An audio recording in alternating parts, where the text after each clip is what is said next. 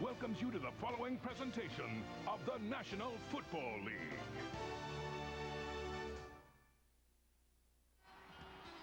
It is simply known as Hail Flutie. Caught by Boston College. I don't believe it. It's a touchdown. The Eagles win it. It made Doug Flutie a star, and he's been winning ever since. Now, Flutie is in Buffalo, quarterbacking the Bills to 2 consecutive victories and once again bringing his magic to the field. His challenge today, future Hall of Famer Dan Marino and the Miami Dolphins. Behind his blockers and coming down on the right side.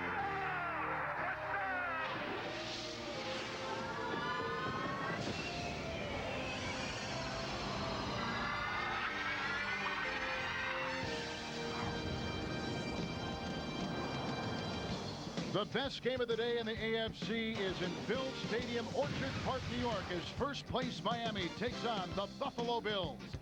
It's crisp and windy in western New York with no chance of rain. The rugged AFC East is tight. The Dolphins lead by a game. Also today, New England against the Colts. The Jets later this afternoon at Kansas City. And a pleasant good afternoon, everyone, with Coach Sam Wyche, Kevin Harlan.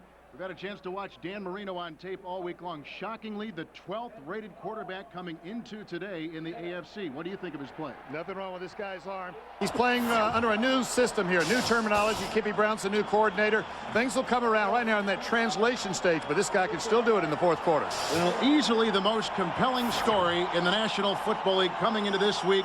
Bills quarterback Doug Flutie, about 9 years up in Canada where he was all everything. Now he's back in the NFL at the age of 36. What's your read on Flutie and his great play so far? Well, everybody talks about his height, but it really never comes into play. He's an out-of-the-pocket kind of a quarterback, bootlegs and rollouts, and when he throws the ball, those offensive linemen fire out to get those defensive hands down. This guy is exciting, and he's going to be fun this afternoon. Buckle up. Coming up next, the Miami Dolphins against the Buffalo Bills. You're watching the NFL on CBS. Bills Stadium, Orchard Park, New York, with Sam Wyche, Kevin Harlan.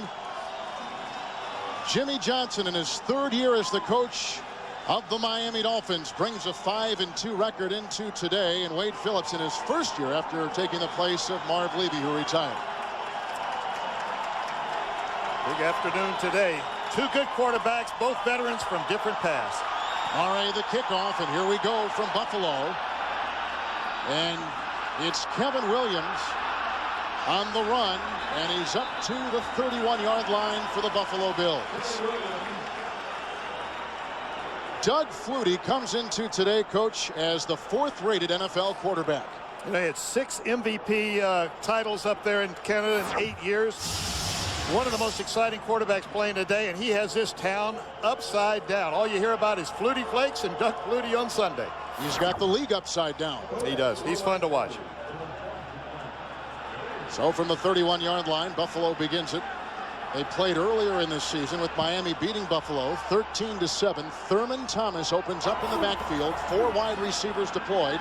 And Flutie will go the other way, setting up a screen. It's Thomas, a block from Ruben Brown, and he's got a first down up to the 43-yard line. It's a gain of 14 on first down. Nice blocking up ahead for the great Thurman Thomas. Doug Flutie will have great blocking up ahead of him with left tackle Fina. Brown with that lead block. Ziegler. Panos comes from the Eagles, and Jerry Ostrowski, the right tackle. Antoine Smith will be the lead running back today, blocking back Gash. Moulds is now the #1 target. Reed is the veteran, and Lonnie Johnson is a pretty good receiving and an excellent blocking tight end.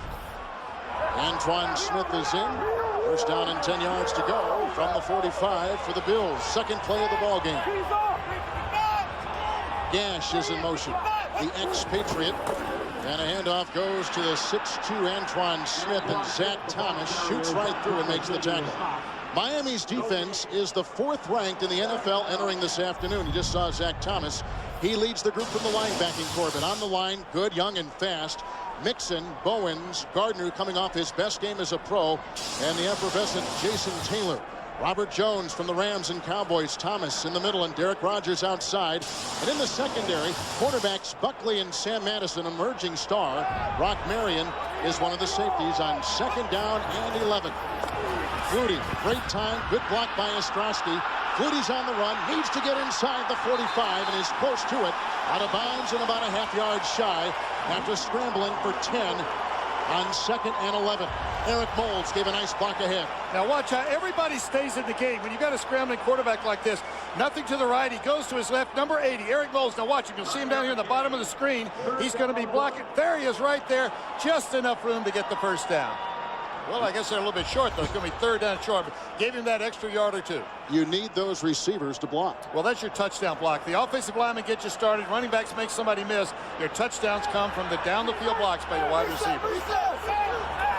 So it's 3rd down and 1 outside the Miami 45. First series of the ball game. A fake, a good play action. The blitz is on. Flutie throws. He's got a receiver. Andre Reed. First down to the Miami 20. It's a gain of 26. Flutie hung in the pocket with the blitz coming his way. Well, you know, a good faker will keep his shoulders low, and he keeps the ball down in the gut of his stomach right here. Watch the fake. He's going to extend the ball. See the ball go out? The ball's down low. His shoulders are low. Flutie gets hit just as he lets it go, and he underthrows this one a little bit. But Andre Reed knows it's coming, comes back with a big catch. Jason Taylor has lost his shoe and is running off the field. Thus, they bring in Lorenzo Bromell.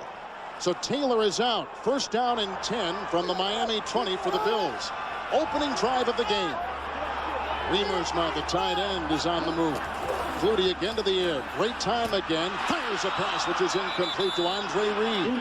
Reed just caught that 26-yarder. It'll be 2nd down and 10. Sam Madison that time. You're going to see the Miami Dolphins in what's called a press or a bump and run. Actually, there's a difference in my mind between a press and a bump and run. Bump and run is that good chuck at the line of scrimmage, and then you kind of trail. A press, you're all over them all the time. And Sam Madison and Terrell Buckley on the other side, you're looking at Sam Madison there. They're going to be pressing. They're going to be chasing, harassing, tough, tight coverage all afternoon. Taylor back in, 2nd down and 10 from the 20. The pitch out goes to Antoine Smith. Breaks a tackle in the backfield. That was Madison. Out of bounds he runs at about the 21-22-yard line. Forced out of bounds by Brock Marion, who Jimmy Johnson used to coach with the Dallas Cowboys. Sam Madison had a chance for the tackle in the backfield, but he came up and he committed the cardinal sin. He lowered his head, ducked his head. When you duck your head, your shoulders go down, your hips come up, and of course a good running back will make you miss. Sam Madison knows it. Look at him shaking his head. He's saying to himself, now I know I was coached better than that. Really, it's been Buckley who's been the lightning rod in terms of cornerbacks. Yeah, all up to this point, but both cornerbacks do a good job in coverage. Inside the 22, 3rd down and 11. Flutie shovel pass, and it's caught by Thurman Thomas. A flag is thrown as Thomas works his way to the 16 of Miami. And the Dolphins, by their body language, seem to say that it's against the Buffalo Bills. It is. And it is. Smart play that time. Flutie's going to be out of pocket a lot today. He starts quickly out of the pocket on this one, and then the little shovel pass underneath. When he started quickly to his left, what he did was it made that defensive end widen. Phil Luckett is our referee. Offense, number 79. 10 yards. It remains 3rd down. 79 is two-time Pro Bowler Reuben Brown, as good as there gets at the left guard. Going to be a whale of a battle now between Daryl Gardner and Reuben Brown. These two guys are physical football players. All afternoon, they're going to be going at it. The penalty pushes Buffalo back outside the Miami 31, so it is 3rd down and 21 on the game's opening drive. Big play on this drive, a 26-yard pass to Andre Reed. Thomas is in the backfield, and Flutie, like he was in the Canadian Football League, is in the shotgun. Good time, moves up, throws into the end zone, and incomplete, looking for Reed, who is covered on the play by 2 defending Dolphins, and Patrick Surtain was back there. This Surtain is a good-looking rookie out of Southern Miss. It's incomplete. It'll be 4th down. As good as the corners are, Terrell Buckley and Sam Madison in bump and run coverage and press coverage, I think this Patrick Surtain may be even better. He is all over them. Great reactions. That time the throw from Flutie was one just to put it in a spot and hope that Andre Reed could get there, and he didn't. If Christie hits this, it would be a season long. It's from 49 yards away, and it's no good. Steve Christie missing. And Buffalo comes up empty on their first drive. Miami will take over at the 31. Tickets in a lower seating bowl. Dolphins take over for the first time today after a missed Buffalo field goal. Dan Marino turned 37 about a month ago. Had 3 interceptions a week ago early in the game, but came back to put him in position to win with a field goal at the end in overtime. Spotted the missed kick back to the 40-yard line. First down and 10 yards to go for Dan Marino. And the handoff to Kareem Abdul-Jabbar, who is drilled at the 42-yard line. And up the middle, Price with a great stick. It'll be second down. Miami's offensive line, these guys have not missed a snap all season long. Webb, Dixon, Ruddy, Donnelly, and James Brown, the right tackle. Abdul-Jabbar, the ball carrier. Pritchett, the blocking back. Gadsden, along with McDuffie, the wideouts, and the tight end is Troy Drayton. Buffalo in a 4-man line. They'll switch between a 4-3 and a 3-4 all afternoon. On the 42, second down and 8. Marino sets up, flips it on the wing. A spinning acrobatic catch by Abdul-Jabbar, and he's out to the 46-yard line, picking up 4 on the play and setting up third down and 4. John Holisek makes the stop, number 52. A good-looking middle linebacker. On the line for the Bills, Hansen, Washington, as good as there is at the nose tackle. Price and the great Bruce Smith at the right end. Linebackers, Holisek is flanked by Brandenburg, taking the place of Rogers and Gabe Northern. And in the secondary for the Bills, Irvin, Martin, Jones, and Thomas Smith. And Smith is having a Pro Bowl caliber season. Third and 4, Parmley in the backfield with Marino from the shotgun. Good time, swings a pass to O.J. McDuffie, dives for the first down and has it to the Bill 48. The ball loose, they blow it dead. Miami's got a first down and a gain of 6 through the air on 3rd and 4. Dan Marino told us last night, he said, I love the shotgun. I don't even look at the ball. I'm not sure I even look the ball in. Because remember, a shotgun, you're catching a pass from the center. He's throwing it between his legs. He did there. O.J. McDuffie pivots and slides to the outside. Now, that's not a pattern where you're breaking out of the break. It's not a time throw. If the outside technique had taken away the outside, he would have slid back to the inside on that pattern. Miami missed their last 8 first downs last week against New England. First down and 10 yards to go from the 48. They send Pritchett, the blocking back, in motion. The pitch out to Abdul-Jabbar. The block by Webb, who bulldozes over that line of the Buffalo Bills. And a gain of 5 by the very quick Kareem Abdul-Jabbar. Abdul-Jabbar walked off the field after that last third down play, looking like he was limping. But the left side, Dixon and Webb, look at the solid block, just a quick pitch, and then turns upfield. Now, here's the key to a pitch like that. At some point, you make a decision, and you start going north to south. The poor runners on the pitch keep going east and west. They're going towards that sideline and never commit upfield. Kareem Abdul-Jabbar knows how to commit. And he's strong. He's a strong runner. And not only that, but he can make the first guy miss for you. Second down and 5. Abdul-Jabbar sent up the middle. Nice block by Dixon, 63, and Donnelly, 65. A gain of 4 on 2nd and 5. Brings up 3rd down and 1. And the Buffalo Bills defense, trying to stop the run, are pursuing very quickly. Look for the bootleg or some kind of reverse not too far down the field. That time, Bruce Smith closed down tight, as did Gabe Northern, the outside linebacker to the Miami Dolphins left side. Remember, though, it's tough for a right-handed quarterback to roll out to his left, especially Dan Marino. He's more of a pocket guy. Dolphins converted their last 3rd and 4. Now 3rd down and 1. Bernie Parmley is in the backfield. And Marino has platooned 3 wide receivers. Short drop, quick throw, dropped. Across the middle and dropped by Oronde Gadsden. A flag has been thrown. Gadsden dropped a crucial 3rd down catch last week against New England, but had a couple good catches down the stretch, and holding is the call, and it's assessed the Buffalo Bills. A break for the Dolphins. Well, it is, and Dan Marino was having a heck of a time trying to get that play started. You notice it before the snap, he kept moving his feet up and down. He was trying to get somebody to go in motion, so somebody went to sleep. Prior to the pass, holding, Buffalo, 5 yards, automatic, first down, number 20. That was against Thomas Smith. It's a 5-yard penalty, but an automatic first down when you've got a defensive hold like that. Buffalo, one of the most heavily penalized teams in the National Football League, 6th coming into this weekend. Nice balance so far. You know, Jimmy Johnson wants to run the ball, but Dan Marino, as you know, is still one of the premier passers, even at this stage of his career, and they're mixing it up beautifully so far. On the Buffalo 34, 1st and 10. Marino pump fakes, going deep and floating it outside for Horace Copeland. Activated today, a guy who's had some problems in camp and in practice, dropping the football. You coached him at Tampa Bay. I had him at Tampa Bay. He's a big, tall guy, can cover a lot of ground, but he is not a great catch. You see him come up, he never finds the ball. One thing that wasn't because he didn't catch the ball well, that's because he didn't read the timing. He's got to make a quick move and go. That time he spent way too much time trying to freeze the cornerback, Ken Irvin. Miami drive began back at the 40. At the Buffalo 34, seventh play coming up, second down and 10. Abdul-Jabbar slithering his way down inside the 29-yard line and perhaps picking up 5. John Holisek, who is the leading tackler for the Bills, makes the stop on Kareem Abdul-Jabbar. That time this is a running play. Now watch Marino reach. He's going to hold the ball out. See how long he holds the ball? The reason he does that is as long as the ball is exposed like that, the linebackers have to stay honest. So in a little while when he reaches out and then pulls the ball back at the last second, you've got the linebackers a little out of position. And that may be the one thing that Marino is always, or any quarterback, will always look at the linebackers. The linebackers stand between you and the reception. They're the underneath receivers. They're the intercept people. 3rd and 4. 4 wide receivers. Marino from the gun.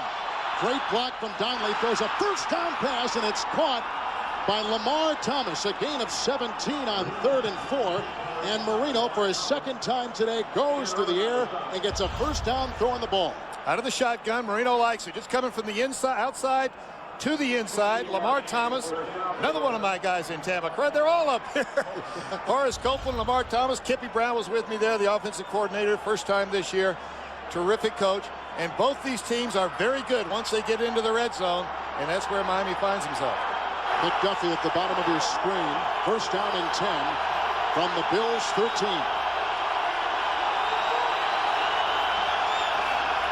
It's Abdul-Jabbar, a lead block coming from Pritchett and shut down easily by Henry Jones. No gain on the play, second down and 10.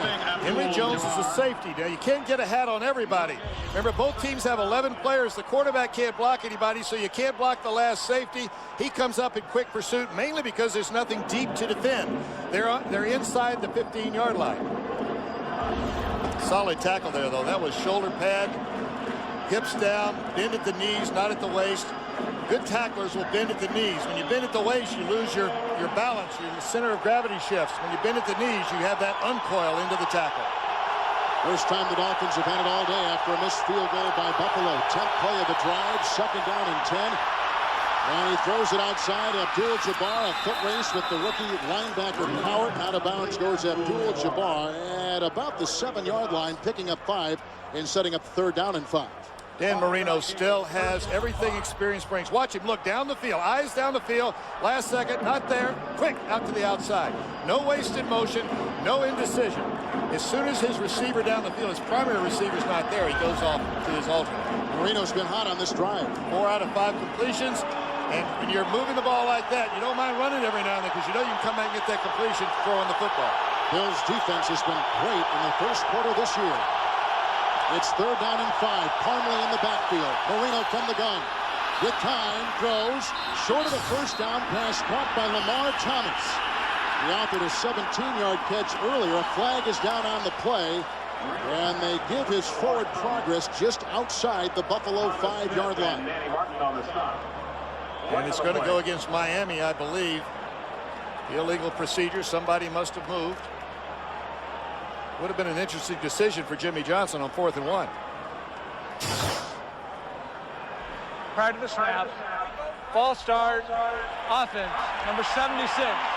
5 yards, it remains 3rd down. 76 is right tackle James Brown. Both these teams very good in the red zone. 66% for Miami. 10 trips down or 15 trips into the red zone. They've scored 10 touchdowns. Buffalo even better at almost 74%. Penalty moves it to the 12. It's 3rd down and 10 on the 11th play of a drive orchestrated by future Hall of Famer Dan Marino. Parmley's in the backfield. Good block by Dixon. A throw down the middle, caught, and he is in for the touchdown. Oronde Gadsden. Marino pass complete for a touchdown to number 86. Rondé Gadsden.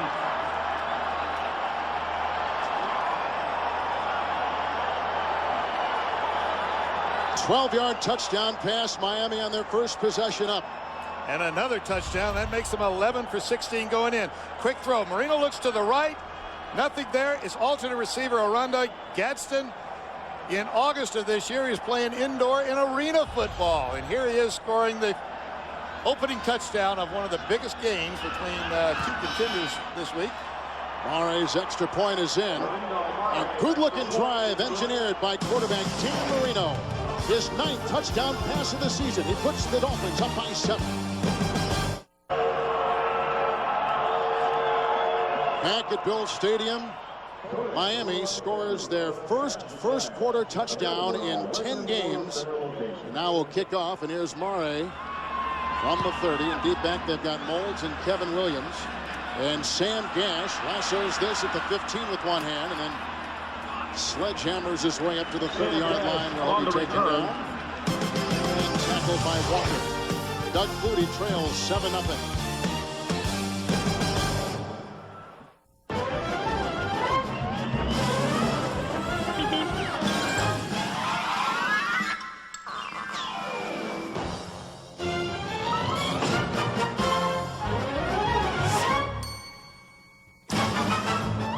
With its unique wide-track design, the wide-track Grand Prix Sport Sedan provides better cornering and control when you're out for a bite. The wide-track Grand Prix by Pontiac. Wider is better. Back at Bill Stadium, Orchard Park, New York, with Sam Weich, Kevin Harlan. Miami on top with the touchdown pass at 12 yards from Dan Marino to Rondé Gadsden. This will be the second possession for Doug Flutie. He took his team deep in Miami territory the first time the Bills had it today. Good drive. Fun game when the offense is moving. Defensive battles aren't as much fun for, the casual spectator like yourself. On the 31. First down and 10. Here comes Antoine Smith trying to carve something up the middle and picks up 2, setting up second down and 8. And in the middle there was Daryl Gardner. Miami drove 11 plays, 60 yards. And the one thing that was impressive about Marino on that drive, he was 5 of 6 for 43 yards. He converted 3rd and 4, 3rd and 4, and 3rd and 10 on the drive. Touchdown. Listen, Dan Marino is still an integral part of this. A lot has been said about the running game and how much Jimmy Johnson wants to run the football. Everybody wants to be able to run the football because there are times in the game, especially late in the ball game, when you have to have it. Marino also hit 4 different receivers. Second down and 8. Play action by Flutie up the middle, came the defense, and a pass is out of the reach of intended receiver Andre Reed. He was covered by safety Brock Marion. No chance that time. The play action didn't fool anybody. And when you've got to throw the ball quick, play action means the quarterback's got to take his eyes off the defense for an instant. He's got to look the ball in to sell the fake, and then he's got to get his head around quickly to find a receiver down the field. When you turn around, there's somebody in your face. That's the end of that play. And the receiver that he has sought on 4 of his 5 passes has been Andre Reed. Well, why not? 14 years he's been doing it. Thurman Thomas in the backfield, 3rd down and 8 on the Buffalo 33. Good block by Thomas. Downfield he throws, and while the receiver was cutting in, the pass went out. Incomplete. 3 and out for the Buffalo Bills. He was looking downfield for Quinn Early. Quinn Early broke the pattern off. Looked like that Doug Flutie thought he was going to move on up the sideline, or maybe there's a read. You know, sometimes when you get a roll-up, what I mean by that is the corner has the short outside and the safety takes the deep outside, that you try to split the sideline. And it looked like that's what Doug Flutie thought that Quinn Early was going to do. He did not. Quinn Early, first year with the ball club. Game's first punt, Chris Moore sends it skyward for the Buffalo Bills, and Terrell Buckley is back with the catch at about the 19-yard line. And the ex-Green Bay Packer dives up to the 26 on a return of 7 yards after a punt of 47. We'll get another look at Dan Marino as the Buffalo offense staggers there, and they got to punt it away to the Dolphins.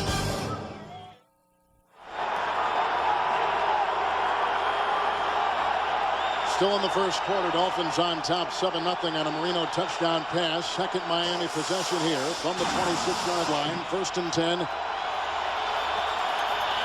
And play action. Marino has time, slings a pass, and it is caught with a flag thrown. McDuffie got the pass, but it looks like they blew the play dead before it had a chance to get going. They did. I think Richmond Webb moved before the snap, and the play was called dead. I don't think anybody could hear it because of the crowd noise.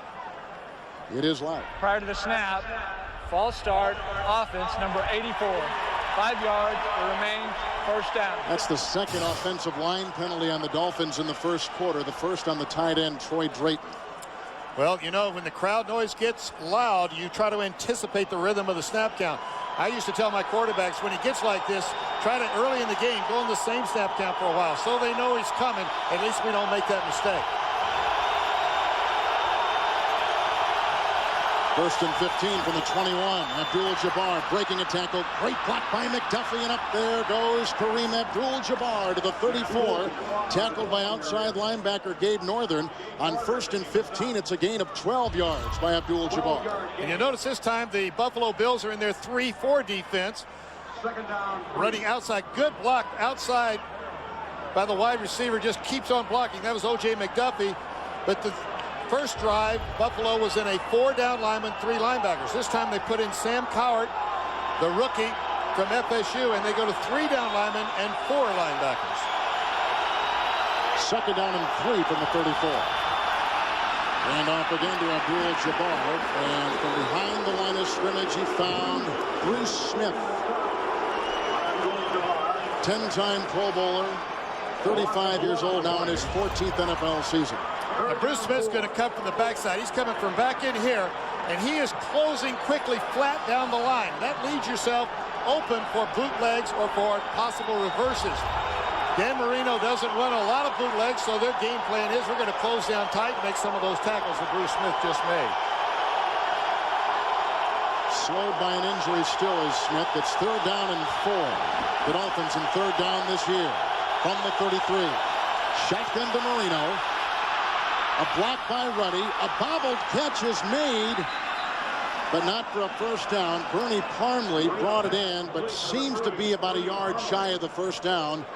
He needed 4. He may have gotten 3.5. Henry Jones, the safety, was there to close the door. Miami giving Marino plenty of time. That was reminiscent of last week. Doug Flutie throwing the little shovel pass at the last second. Marino finally ran out of time and just pushed it forward, but that's going to be short. And I don't see Jimmy Johnson going forward at this stage of the ball game, backed up in his own territory. These two teams on pretty good winning streaks. Johnson's Dolphins have won 2 in a row, including an overtime win over New England last week, 12-9. And you can see they're about a link shy. Oh, what would you do? Would you go for it? I would not on the road backed up like this, but I'm looking at Jimmy, and he's sure considering it. I don't think so, but he's going for it. You can hear him say, go for it. The downside loss is great, but they do have a 7-point lead. So maybe they feel like they've got the cushion right now. They'll go ahead and take a chance. If they don't, the defense is doing such a good job of holding the Buffalo Bills that they'll gamble that they can hold them again if they don't make it. But look, they've only got an inch to go. Pritchett has come in. The Dolphins, look at them huddle so close. The noise is deafening. This place, noise has feel in Buffalo. It does, and it also affects the snap count, which is crucial on a play like this.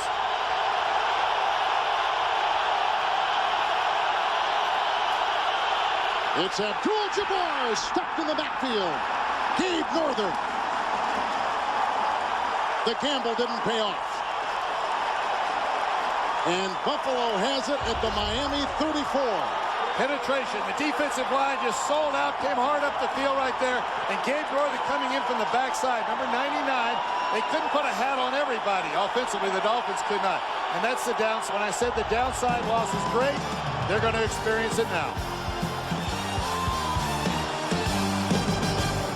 Dolphins can't convert Sam White on 4th and inches from their own 34. Buffalo gets it back. Well, I think Jimmy Johnson was saying, look, we've only given up a little over 11 points a ball game. We lead the NFL in that category. I believe in my defense if we don't make the first down. And a handoff to Antoine Smith, who hurdles a defender and is down to the 30, picking up 4 on 1st and 10. Zach Thomas, the tackle. This is, by the way, the one defense in the league which has allowed the fewest points, just 79 coming in to today. But I guess the question has to be asked, how long can the defense carry this team? Well, you don't want to leave your defense on the field in any one game very long, and you want your offense to be scoring a lot of points off and on, at least, to give that defense a break. The defense, by the way, has allowed opponents into that red zone only 10 times all year long. 2nd down and 6. Flutie being chased by Mixon. Throws a pass and coming back for it. And the reception is made. A great catch by Eric Moulds. We throw our pass to Jim Nantz at our CBS studios in New York. All right, Kevin and Sam, check it out. Peyton Manning, remember the hot hand he had in his last game against the 49ers? He continues today. Colts are in. Touchdown pass to Warren. 7-7 as they start now the second quarter. Back to you. Miami plays Indianapolis next week. Peyton Manning getting better and better each week. You know, as you watch this kid develop, he keeps making fewer mistakes. He's not repeating things. That's the good news for the Colts. 5-yard gain by Moulds. It's now 3rd down and 1 from the Dolphin 25. Good time for Flutie. Sidearm delivery. Leaping catch made by Andre Reed. 1st down, gain of 10 to the Dolphin 15-yard line. He beat Brock Marion. In talking to Doug Flutie last night, he said quarterbacking is about decisions, making the right decisions once that ball is snapped. He wanted to go deep down the field. It was covered. Look at Reed right here. He's going to break to the outside. He's got the chance. Not a very good throw, but Andre Reed makes it a completion, and it'll look good in the paper tomorrow. So the drive stayed alive by the pass from Flutie to Reed. 7-0 Dolphins at the end of 1. A Dan Marino touchdown pass. Buffalo's on the move. We begin the second quarter with a 3rd and 1 for the Buffalo Bills against the number 2 defense in the NFL in stopping 3rd downs, Miami's. They gave him a 1st down. It looks like he got a 1st and 10 at the 15-yard line. And the handoff goes to Antoine Smith, who bounces outside. And he is wrestled down by Derek Rogers. So it is a 1st down at the end of that first quarter. And let's take a look at the 2 quarterbacks today. Flutie on the Bills and Dan Marino with the touchdown pass for the Dolphins. 2 record-setting quarterbacks really over their careers. Flutie right here with 102. Now that leads the league. If you finish with 102, you're usually leading the league in that quarterback rating system, which is a very complicated thing. But mainly, it comes right down to how many games you win. That's how you evaluate quarterbacks. 2nd down 12. From the Miami 17. Flutie in the shotgun, and Thurman Thomas will take it for a gain of 3 inside the 15 to the 14-yard line. Thurman Thomas, 32 years old, and the one thing that stands out about his career is he has 8 consecutive 1,000-yard seasons up until last year. And there's a player down, John Fina, who is the left tackle for the Bills. Boy, he just came shooting back. He got surprised by somebody on that defensive side of the ball. John Fina, number 1 pick back in 1992. Solid left tackle. 2 pretty good red zone defenses involved today, and touchdowns allowed. We'll see how Miami will handle the Buffalo Bills deep in their own territory. Just into the second quarter here at Bills Stadium, Orchard Park, New York. And Miami on top. The Dolphins defense tested right now. Buffalo facing 3rd and 9. That's very good. They've made 19 trips down here to the red zone this year, and they've scored 14 touchdowns. We mentioned earlier, over 73%. Flutie in the shotgun from the Miami 14.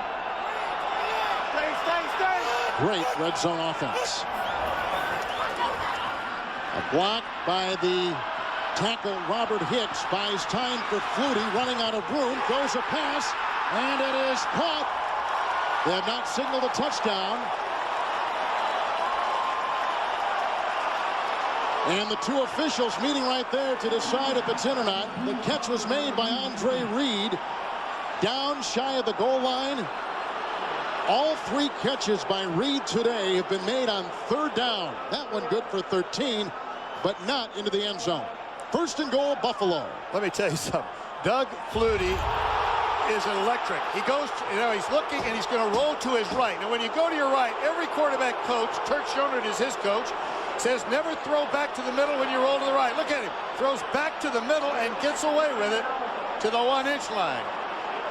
And Doug Flutie, not only is he electric after the ball snapped, he's electric after the whistle blows, too. So now the 7th play of the drive. Smith is in the backfield. Gash is the lead back, and that's how far they got to go on 1st and goal.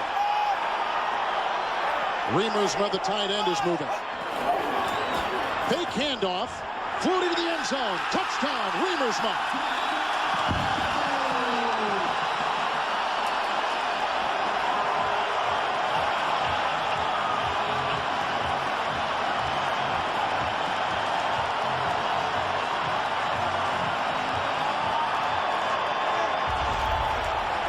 The key to a good ball handling is the extension of the ball. You see it, and look at the head and eyes kind of drop and follow the ball for an instant. Good carrying out of the fake by the ball carrier, and Riemersma is wide open. Nobody covering him. They're all playing the run. Christie with the extra point. He ties the game at 7 apiece. We're just into the second quarter here in chilly Orchard Park, New York. A touchdown pass by Flutie. A touchdown pass by Marino. We're talking. Well, looks like the backfire by Jimmy Johnson on 4th and inches from his own 34-yard line backfire because Buffalo comes in with the touchdown pass and ties the game at 7. Well, they had the short field to go. A lot to ask of your defense. If the defense had been solid, and that's what Jimmy was counting on, it didn't work out. Kickoff by Christie. Deep back, Avery and Brock Marion. And this is Avery, the fastest open from the 6-yard line for Miami. He's up to the 26. And tackled on the play by Sean Moran. The touchdown pass again. Now watch the technique right here. Flutie looks and extends the ball. It goes right. Now look, the ball carrier tucks the ball and keeps running. The shoulders are down. Flutie's shoulders are down. His head follows the ball for just a count. Riemersma, we didn't see it right there, but he hits for just an instant and then just slides away. Lets the defender think that he just beat Jay Riemersma on the block, and instead he's wide open for the touchdown. Flutie on that drive, 4 of 4 for 29 yards, and Reed was instrumental. So now how does Miami respond? Here is Dan Marino with Avery in the backfield. On the 26, Pritchett, the blocking back. Marino goes right to work and throws a pass, which is caught by tight end Troy Drayton. His 15th catch of the year, and he picks up 9 on first down. Tackled by the linebacker Coward. Coming up in the NASDAQ halftime report, join Jim Nantz, Marcus Allen, Brent Jones, and George Seifert. You'll have all the scores and highlights. Plus, look at how some NFL players made Halloween special for a bunch of kids. All coming up in the NASDAQ halftime report. Hope you got a chance to watch Lawrence Taylor and Jim Nantz talking in the pregame show. Very interesting. Very interesting. Second down and 1. And Avery, the rookie out of Mississippi, in their first-round draft choice, tries to go ahead and comes near a first down, but appears again to be just shy. Avery Johnson told us last night the fastest Dolphin. There was a lot of thought that maybe Jimmy would try to trade up and look for a wide receiver, but this is a team based now on the run after changing their offense, and so they went with the running back, a very quick kid, a good kick returner too, and Avery out of Mississippi. Well, that's the other thing. He's a good kickoff return man, and he is very good in open space. They'll be trying to get him the ball in open space. You know, Jimmy told us yesterday too that he does not trade up very often. Probably 3 or 4 trade downs during the draft to get extra picks to every one that he trades up. They give him the first down at the 36. And Marino has to burn one of his timeouts. He saw something he didn't like, and he'll go over and talk with Jimmy Johnson. The Dolphins take a lot of time in the huddle. They spend enough time where they can't adjust at the line if they get late. Timeout Miami. Dan Marino saw the 20. Actually, it was a 40-second clock ticking down a moment ago. He's standing under center, and as he glances up, you see it high in the stands right there. He can tell how much time he has. Remember, there's 40 seconds between each play. After a timeout or something, they have a 25-second clock. But the quarterback knows if he runs out of time, just call timeout. Don't waste a play. So 2 timeouts remaining for Miami. It is a first down for the Dolphins, and they've got it at the 37-yard line. Marino is 7 of 8 so far, throwing the ball. He misses a second pass. No one was there. It's incomplete. A receiver, Rondé Gadsden, had gone up. Bruce Smith held out his calling card coming up the middle. Bruce Smith tries to come outside. He's getting pushed by. Dan Marino feels that the time has run out on him. That time it's Sam Coward. Looked like coming in there, the linebacker in the 3-4 defense. He just threw the ball out to the outside. There was no receiver. Legitimate complaint by the Buffalo Bills that time. Marino had hit his last 5 passes until that miss. Better to throw an incomplete than take a sack. Second down and 10. We're tied at 7 early in the second quarter. The handoff goes to the elusive John Avery. And Avery picks up 4 yards. That'll set up 3rd down and 6, and the tackle made by Phil Hansen on the defensive line. As you take a look at Doug Flutie. This time it's that stretch play to the left side. Now watch how far he reaches. What it does is it spreads the defense left and right. and then the holes open up. They're not really, the offensive line is not trying to push the defensive line backwards. They're just trying to separate them with the stretch of the running back, then he can cut back or cut straight up the field. It's quite a lunge by the quarterback, too. He's got to keep running. He can't take a step or two and stop. 3rd and 6, 5 receivers. Marino being chased by Smith. Hit by Smith. The pass is caught downfield. Great catch by Gadsden. He's at the 31 of Buffalo and a first down and a pickup of 29. A scrambling Dan Marino hits Gadsden. And I bet you that Dan Marino could feel Bruce Smith coming from the backside. He's coming up now. He's to Dan Marino's backside. Dan is scrolling to his right. Two good friends. They've both been in the league a long time. They are frequently together on charity events. And I guarantee, and Dan told us last night he hadn't spoken to him because they're playing. That's probably the first conversation they'd had. So on 3rd and 6, a gain of 29, and Gadsden with 2 big catches for 41 yards. Taking a breather from the Buffalo 30. Avery tackled behind the line of scrimmage, and he's brought down by Hansen. A loss of 3. The NFL comes alive on CBS Sportsline. Check out the game plan feature for in-depth team reports, roster moves, and coaches' decisions on your favorite team at cbs.sportsline.com.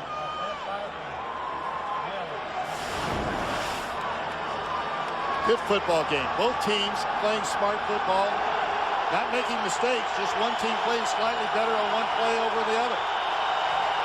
3 receivers on 2nd and 13 from the Buffalo 33. And on the 7th play of the drive, Avery again gets the call. Hopping and skipping and picking and poking his way inside the 30. And he's to the 28, picking up 5. Eric Smedley makes the tackle from the secondary for the Bills. Right at the end right there, you can hear the umpire saying, easy, easy. Ball players are taught, you play until you hear that whistle. You're coming full speed. You never know when the ball is going to come out loose, and you just find yourself luckily in the right spot, place. Avery is a quick, fast running back, and when you're darting left and right, you get hit from the blind side a lot, and that sometimes causes a fumble. Marino now 3rd and 8. He has to get inside the Buffalo Bill 20.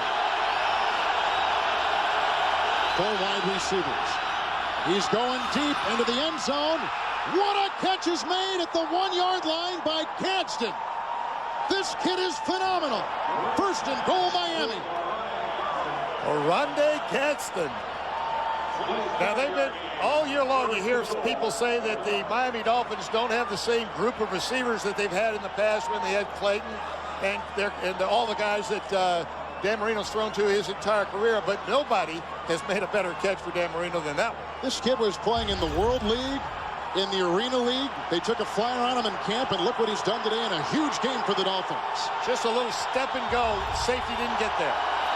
1st and goal. Kareem Abdul-Jabbar knocked down by linebacker Sam Coward, who has just voted the NFL Defensive Rookie of the Month in the National Football League. A loss of about a yard. 2nd down and goal. They love this kid out of Florida State. I'll tell you what, I really like him. He was the 39th pick overall.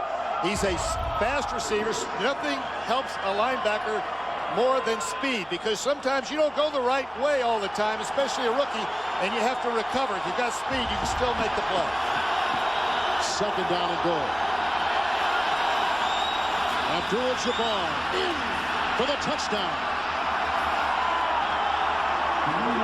Miami back on top.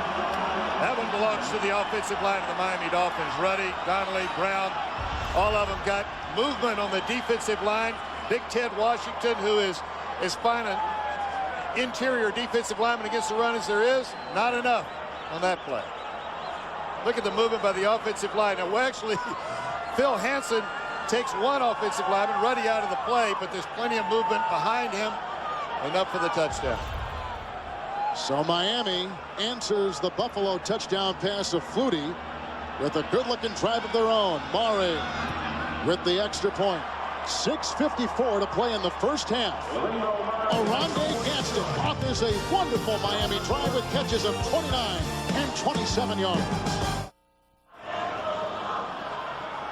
Autumn in Western New York with Sam Wyche, Kevin Harlan, Dan Marino, and the Dolphins lead the Buffalo Bills 14-7. Miami came into today leading Buffalo, New England, and the Jets by 1 game in the rugged AFC East. Following a 1-yard touchdown run by Kareem Abdul-Jabbar and a great-looking drive by Gadsden with a couple third-down receptions. It's the kickoff, and Kevin Williams inside the 15, racing to the sideline and knocked out of bounds nicely by the Dolphins' Brian Walker. So Flutie and Buffalo will get it back. Monday on CBS, more and more people are discovering why everybody loves Raymond. The funniest show on television.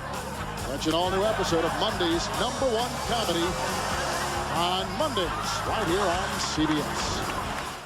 Much like life around your house, isn't it? Very much so, yes. From the 29-yard line, first down and 10 for the Buffalo Bills. Thurman Thomas again opens up on this drive in the backfield, coupled with Sam Gash. Tight end 84 Johnson rearranges himself. And Flutie will hand off, and Thurman Thomas up to the 32-yard line, gaining 3. Thomas excelling, Sam, and now what has been his new role as a third down specialist. Although we've seen him on first down a couple times today, has to play a lesser role. His acceptance has been a smooth transition for this team. Well, it's because he's a big-time pro. He's a guy that's led the league in yards from scrimmage 4 times in his career, back 89 through 92. And he understands that there's a changing of the guard going on, but he has a vital role in the third down and, of course, substituting on occasion on first and second. Second down, 7. Quick count by Flutie. Great time, looking for Reed. Intercepted by Buckley. Buckley has been a target of offenses throughout the year. He's been penalized 8 times in what is now this new press coverage exclusively employed by the secondary. This time, Buckley comes up with an interception. Now, you get one hand on him inside 5 yards. Anything after that's illegal. Looks like there's some jousting going on. The crowd here is seeing that on film, and they're agreeing with Buffalo head coach Wade Phillips that was interference, not an interception. But you're right. Everybody has gone after Buckley. He's given up a few big plays, but he hasn't given up the touchdown, at least not of late. But they're going to, anytime you give up some big plays, you're going to see another long pass or two the next week. This one may keep him away from him for a while. Gave up the game-winning touchdown against Jacksonville. But here is a player who has been a marked man that comes up with a huge play for the Dolphins there. By the way, I don't think that's interference. That kind of stuff is just something you have to live with. First and 10, Marino right to work into the sideline. He throws. He was looking for receiver Lamar Thomas. But again, nothing in the vicinity except Buffalo Bills, including linebacker Gabe Northern. Incomplete, second down and 10. Wade Phillips is really working the officials right now, not only because of the interference that he thought should have been called in the last play, but that's the second time Dan Marino's thrown the ball with no one around. But when the ball comes out clean and with authority like that, many times the official says, well, the receiver just ran the wrong route. Second down and 10 from the 32. Marino tried to rifle it down the middle. It's incomplete. Setting up 3rd and 10. Abdul-Jabbar was in his sights. And that interception by Buckley, the 11th by the Dolphins this year, and that surpasses what they had all of 97. They had 10 last year. That was number 11 this year, and Buckley records his 4th of the season. You know, and they credit that to the fact that a lot of it to Bill Bradley, their defensive backfield coach.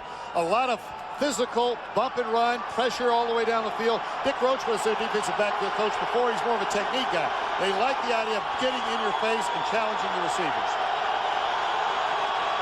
3rd down and 10.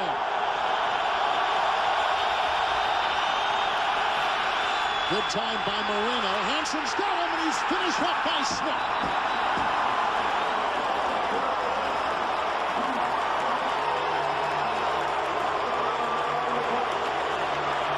What a 1-2 punch the Buffalo Bills pack on that defensive line.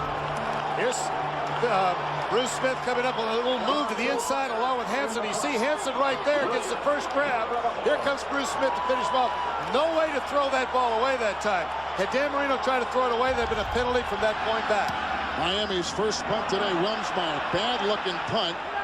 Bouncing at about the 46 and then out of bounds near the 44.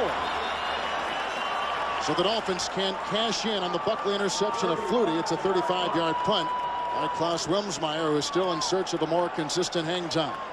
Monday on CBS, it's Ted Danson like you've never seen him before. He's outspoken, not so politically correct doctor who's not afraid to speak his mind. Don't miss the premiere of Monday night's newest comedy, Becker, tomorrow night, right here on CBS. That's your kind of humor, isn't it, Kevin? Oh, your humor is my kind of humor. Well, that's my kind of humor right there. I love Ted Danson. This game kind of goes back to one of the pivotal plays in the game where Buffalo gained some momentum. And that was a 4th-and-1 gamble by Johnson. But the Dolphins have covered it up, yet that will, I think, be rehashed many times in Miami. Bits on the outcome of this ball game. It certainly is a key play to this point. From the 44, 1st and 10 for Flutie. A throw down the middle. It's caught near midfield. And the grab is made by tight end Lonnie Johnson. We're still seeing at the left tackle Robert Hicks. John Fina is still out. A stretched muscle. We don't know of his return. Well, you saw something right there you don't see very often, and that is a quarterback that is considered small, and he is small. But watch right here. Here he is. He's going to drop back, and instead of coming over the top, watch, he's going to drop and throw a sidearm pass. But look at the lane. You see the little throwing lane that was there? That's the knack that a quarterback has. When you're not able to see over people, you slide till you can see around them. 2nd down, long 3, inside Miami territory. Antoine Smith sent chugging up the middle and can only carve out 2 yards. So it'll be 3rd down. This Robert Hicks, who is a rookie and taking the place of the veteran Fina, is 6'7", 345 pounds. He was so big in training camp, they had to sit him down to measure his helmet. to measure his helmet. He's too big. So his helmet is, in other words, gigantic. Well, they could have stood on a chair. They didn't have to make the guy sit down like that and humiliate him. He's a rookie, and he's big. He's big, and I like to refer to him as Mr. Hicks. Thank you, sir. He gets on the scale, and it says, come back when you're alone. 3rd down and 1. Flutie out of the pocket, being chased, and throws a pass, which is caught at the 39-yard line by Eric Moulds. He's the leading receiver, but today he's been only a secondary consideration for Flutie, who's gone to Reed most of the time. Well, he went to him 5 times last week. A little shove right there, and he's coming back. The ball's going to be thrown low. The key to a low throw like that is keep your elbows in, as you saw Eric Moulds do right there. That way, when the ball scoops up, it flows back up into your chest, and your elbows keep it from touching back down on the turf. Moulds, a couple rocky years, but this year he has blossomed in full flower. Former #1 pick. 1st down and 10 from inside the Miami 40. Play action to Smith. There goes Flutie leaping and throwing, and it's Sam Cash, who is drilled by Johnson, stays on his feet, and works to the 30, make it the 23-yard line. Zach Thomas, the tackle. A flag is down after the gain of 17. Flag was thrown early, which means Buffalo. Somebody moved early. Takes away an exciting play, but you could just listen to the reaction of the crowd. That's why Doug Flutie has turned this city on its ear. The little jump pass, and then, of course, Sam Gash making the tremendous run after the catch. The ex-Nittany Lion. On the offense, number 77 was in the end of the line and did not report as eligible. 5-yard penalty, 1st down. That's a rookie, Robert Hicks, that big kid we were talking about out of Mississippi State. Well, he gets blamed for it, but it wasn't his fault. The wide receiver was off the ball. Therefore, number 77, an illegal, ineligible number, is the last man on the line of scrimmage, so he's penalized. But he really didn't make the mistake. It was Eric Moulds who didn't step up to the line. He's got to cover the tackle. In other words, he's got to be the last guy on the line of scrimmage. And if not, you have to have 7 people up. You didn't have but 6. It's illegal procedure. That's the 3rd penalty on the Buffalo Bills. Dolphins with 2. It's now 1st and 15 for Flutie inside the Miami 45. He's got good time. Here comes the rush, and it's put on him by Bromell, and downfield he throws, incomplete. They love this kid, Lorenzo Bromell, who is a rookie 4th-round pick out of Clemson. They moved up 10 slots in the draft to get him, and at 6'6", he's got some wheels. You know, talking to Jimmy Johnson last night, we mentioned this earlier, that he likes to move around in that draft. If his guy is not there when he's ready to pick, he'll either move up or down. Now, he usually moves down about 3 or 4 times down to every 1 time he moves up. But if he sees somebody or doesn't think somebody's going to be there at his pick, he'll move up to get him. And here's a kid that wasn't even invited to the NFL scouting combine. Jimmy Johnson got a tip from a coach at Clemson. They liked him so much there, and he drafted him in the 4th round. 2nd down, 15. Blitz is on. Here comes Armstrong. The pass by Flutie. Leaping pitch made by Kevin Williams.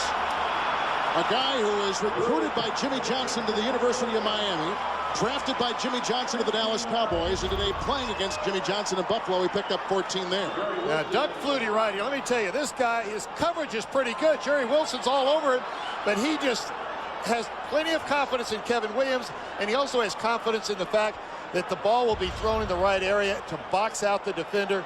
Kevin Williams did that, big completion, but that was not poor coverage. That was just well execution on the offensive side of the ball. Williams played last year for the Arizona Cardinals. 3rd down, long one outside the Miami 30. Handoff, Gash trying to sledgehammer his way down to the 29-yard line. He may have picked up the 1st down. Gash only carries for the 6th time this year. Did you hear the I thought somebody dropped a stack of encyclopedias up here or something. They're hit down there. We reached the 2-minute warning.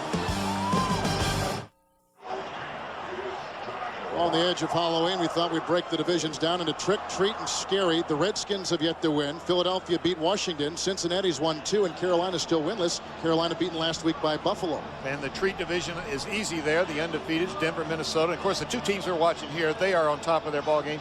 And scary, let me tell you, any of these teams right here, playing them right now, you got a chance to get whipped. They're playing good football. Chicago's won 3 of 4. The Jets have had a couple of huge wins. Today they are in Kansas City. The Jets trail first place Miami, as does Buffalo, and as does New England, by 1 game in the AFC Eastern Division. Chicago really with some heartbreaking losses. That team is playing much better. And here, look right up in here. We can see the Flutie flakes. These things are the hottest thing. They're only being sold in Buffalo and in Boston. Only 1 to a customer because they're in such demand. And it's basically cereal.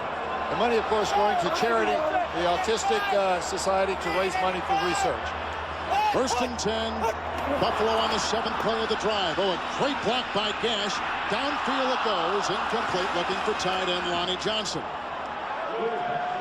Flutie has had time. He is the least sacked quarterback in the National Football League. That's because he moves around and going back to decisions. He makes quick decisions, gets rid of the ball, and saves the sack from his offensive lineman. Coming up in the NASDAQ halftime report, join Jim Nance, Marcus Allen, Brent Jones, and the coach George Seifert for all the scores and highlights. We'll also give you a look at some of the NFL players and what they did over the last weekend to make Halloween special for a bunch of kids. NASDAQ halftime coming up next. 2nd down and 10 from the 29. Flutie with the handoff. There's a block by Gash. Antoine Smith rumbling. He's got a 1st down at the 16-yard line of Miami. Tackled by Terrell Buckley. It's a gain of 13. And let me tell you, Terrell Buckley does the right thing. Terrell Buckley weighs 180 pounds. Sam Gash, I'm guessing, weighs somewhere in that 250 range, right at the end. He's going to go high. You don't go low on a guy like that unless you just take his legs out. If you're going to go high, reach up high and pull down. Let your weight pull him on down. That's a big body to pull down. 6'2", 224. Buffalo's got all 3 timeouts, yet they let the clock run here. They've got the timeout. They've got time right now to let this one work its way on down. They're tight enough in the red zone. Thurman Thomas in the backfield from the 16. Flutie going to the end zone. He's got a receiver. Remersma.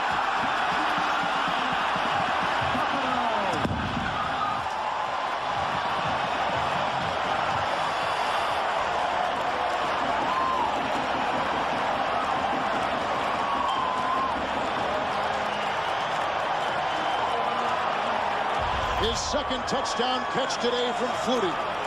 Flutie is magic. He gets pressure. He lays the ball up where it's either incomplete or a great catch. And Jay Reimersma makes the great catch. One hand. Christie ties the game at 14. Flutie with 2 touchdown passes. What a shootout in Buffalo.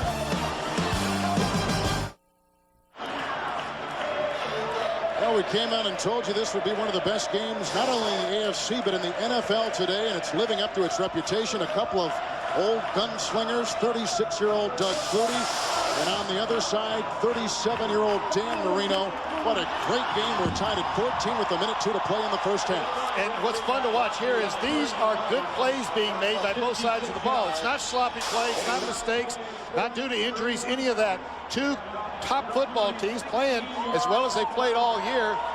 That time, Doug Flutie dropped back. There was quick pressure from a very quick Miami Dolphin defense. It's been averaging, giving up only 11.3 points a ball game. Here in the first half, they've already given up 14. He let the ball go in one spot. He just threw it to an area there. And then Jay Reimersma made the great catch with one hand. Christie will kick off. What a great, we're in Western New York where it's a perfect fall day. Two excellent teams. Wonderful quarterbacks. Avery inside the 5. A block by Pritchett. A block by Marion. And there he goes. The rookie Avery up by the 40 to the 43. A 40-yard return tackled by Gabe Northern. You know when you've got a good football game is when you watch things going on away from the football. The ball players that are blocking on the backside, seeing who's watching to see if they can get in front of John Avery in that case to make a big block down the field. And of course Avery, the elusive, Jimmy Johnson said, we asked him who the fastest guy was. He said Avery. He said, who's the quickest? Avery. No hesitation. None. This is the best beginning field position for the Dolphins today. They're working with 2 timeouts. And they're at their own 43, and Marino will shift into the gun. With time outside, throwing to Bernie Parmalee. And he's upended at the 47-yard line and tackled on the play by linebacker Marlo Perry and cornerback Thomas Smith. NASDAQ halftime on deck. Jim Nance, Marcus Allen, Brent Jones, George Seifert with scores and highlights from today. The NASDAQ halftime next. Second down and 5. It's a handoff. And Bernie Parmalee, who was the man in the backfield for the Dolphins for so many years. They tried to put Jarvis McPhail back there, Irving Spikes, and now they finally have Kareem Abdul-Jabbar getting the majority of the carries for Coach Jimmy Johnson. Timeout, Miami. 24 seconds to play in the first half. We're tied at 14. Flutie 2 touchdown passes. Marino with the touchdown pass. Marino's got it inside the 49 of the Buffalo Bills. One timeout left. He's got to be conscious of that now. That means you work the outside. First they've got to do is make this first down on 3rd and a yard and a half. Gadsden at the bottom of his screen. Marino fires a pass, ricochets off the palms of wide receiver O.J. McDuffie, his leading receiver, and a guy that Marino has been throwing to for the last 6 years. Just a little bit high. Dan had to put it there. Couldn't afford any chance of a turnover here in a tight ball game with just 20 seconds left. Now it's 4th down with a couple to go, and no gambling here by Jimmy Johnson like we saw earlier in the first half on 4th and inches. He couldn't give it, and then he had to give it up on his own 34. Well, he took his chances, backed up on the road early in the ball game, something I wouldn't have done. But he had confidence that, A, his team could make it. If they didn't, that the defense would stop him. But the Bills were up to it. They scored the touchdown off that turnover. Wilmsmeyer with another punt. His second straight after the second consecutive 3-and-out. Kevin Williams with the fair catch. 26-yard punt by Klaus Wilmsmeyer, who sat out last year after playing a couple years with New Orleans and a couple years with San Francisco. Well, this Tuesday on Jag, a Marine kills a terrorist prisoner. Was it a lone gunman or part of a conspiracy? Don't miss Jag, an all-new episode, Tuesdays on CBS. Saw 2 dogs fighting up in the sky. Dog fights and action. That's what you get. Good show. And Buffalo is not going to continue the good show we've got here today. They're going to sit this one down and go in at halftime and talk about it. Well, we have seen a terrific first half. A touchdown run by Abdul-Jabbar, a touchdown pass by Marino. Buffalo has gotten 2 touchdown passes to their tight end, Jay Reimersma. And we're tied at 14 apiece at halftime. Jimmy Johnson came into this weekend leading the AFC East by a single game over Buffalo, New England, and the New York Jets, having won 2 consecutive games. And Wade Phillips brought his Buffalo Bills in, having won 4 consecutive games with the #1 team in the giveaway takeaway. But there's been an interception in the first half already. Flutie throwing a pick to Terrell Buckley. You know, as we look at the standings right here, when we talked to both teams last night, you get a feeling about the confidence that the players have for the next day's game. Both teams felt like they were going to win, and both teams, of course, coming in with good records. If Buffalo wins this ball game, they'll be tied for first in the AFC East standings with Miami. No worse than that. But this is two football teams now that both believe, A, in their quarterbacks, B, in the systems that they've got going, and really and truly two of the better football teams at this stage of the season playing in the National Football League. And remember, coming in, Miami's defense had truly been the story. They had not allowed a touchdown in 2 games, 8 quarters, coming into today. But Buffalo has changed everything with Doug Flutie, the $250,000 quarterback compared with the $25 million quarterback Rob Johnson. Johnson was slated to begin as the starter, but injuries, ribcage injury right now, has sent him on the shelf. Flutie has come in and led this team to 2 consecutive wins. So, you know, when they first signed Flutie, he thought he would have a chance to compete for the starting job. And then after they signed Johnson, still thought he would have a chance to compete. But after that first minicamp, he saw that Johnson was going to be the guy. And now he's saying to us, when Johnson's healthy, he'll be the guy again. Stay tuned for the NASDAQ halftime. Coming up in a few moments as Miami and Buffalo are tied at 14 apiece. Bills coming off a 30-14 win last Sunday night against Carolina. It was a career game for Flutie. And Miami beating New England in overtime 12-9. Here at halftime, we're tied at 14. The NASDAQ halftime report up next after this message and a word from your local CBS station. Hi, everybody. Welcome back to our CBS Broadcast Center in New York. The NASDAQ halftime report. Jim Nantz with you. And at the half, got a couple of audiences in here right now. Miami and Buffalo. This is a thrilling game. Flutie with 2 touchdown passes, and the game is tied 14-all. Now, also right now, we've got the Pittsburgh and Tennessee audience, but let's first talk about this Miami game, 14-all here, Coach. The thing that's pretty exciting is to watch Doug Flutie moving the team up and down the field. And the other exciting thing is, gosh, Miami scored 14 points in the first half. They've scored 2 touchdowns. Actually throwing the ball. Rondé Godson. He's so excited from the Arena Football League, he didn't have to run down on the kickoff. And this comes after Marcus burned him in the NFL today, okay? Let's show you what else is happening in the NFL today. Right now, the scores. The Broncos, how about this, folks? A shocker. Cincinnati leads 12-6 at halftime. And there's Gary Kubiak, the offensive coordinator. Some say he'll be the Cleveland head coach next year, talking to John Elway, who has been shut down in the first half. But it's right here, O'Donnell. Tony McGee going down one-on-one with Bill Romanowski. That's a mismatch. He's got a little bit better speed than Romanowski. Corey Dillon had over 80 yards rushing in the first half, but coughs it up inside the 5. Coslett was furious, and rightfully so, but his team would come back and take the lead in the final minute of the first half. O'Donnell to Gibson. They missed the extra point, but huge underdogs today, but leading. Remember the last time they were at home, they beat Pittsburgh. So Cincinnati and a shocker at this point. Elsewhere, New England and the Colts, and Manning looked very strong in that first half, but so did Bledsoe. Pete Carroll's team, he's got to get this team going after back-to-back losses. It is Bledsoe to Ben Coates for a touchdown. Great play fake there to Robert Edwards. It sets up that pass, and then we come back right with the Colts doing the same thing. Manning throwing to his back out on a play pass. And Robert Edwards, the rookie from Georgia, in the end zone, it seems like every week. That's a good game out there in Indianapolis, and a lead there for the Patriots at halftime. All right, Minnesota in trouble today, perhaps. Tampa's undefeated at home, and Warrick Dunn has rushed for 80 yards on 8 carries in that first half. Arizona, well, taking advantage of the Lions' Charlie Batch 3 interceptions. Jacksonville, 42 points first half. That's the highest total in the league this season. Oilers over the Steelers, and Eddie George, when he runs free, it frees up McNair as well. And there you see the 2 touchdown passes and the lead.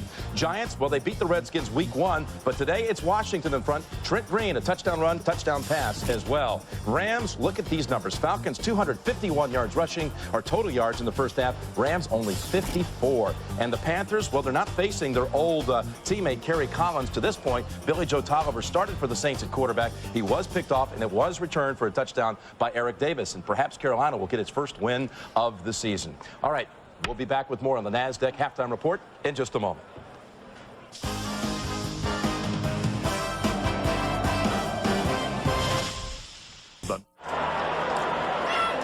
Hill Stadium in Orchard Park, New York. Just a short little drive from downtown Buffalo on a crisp autumn afternoon with Sam Wyche, Kevin Harlan.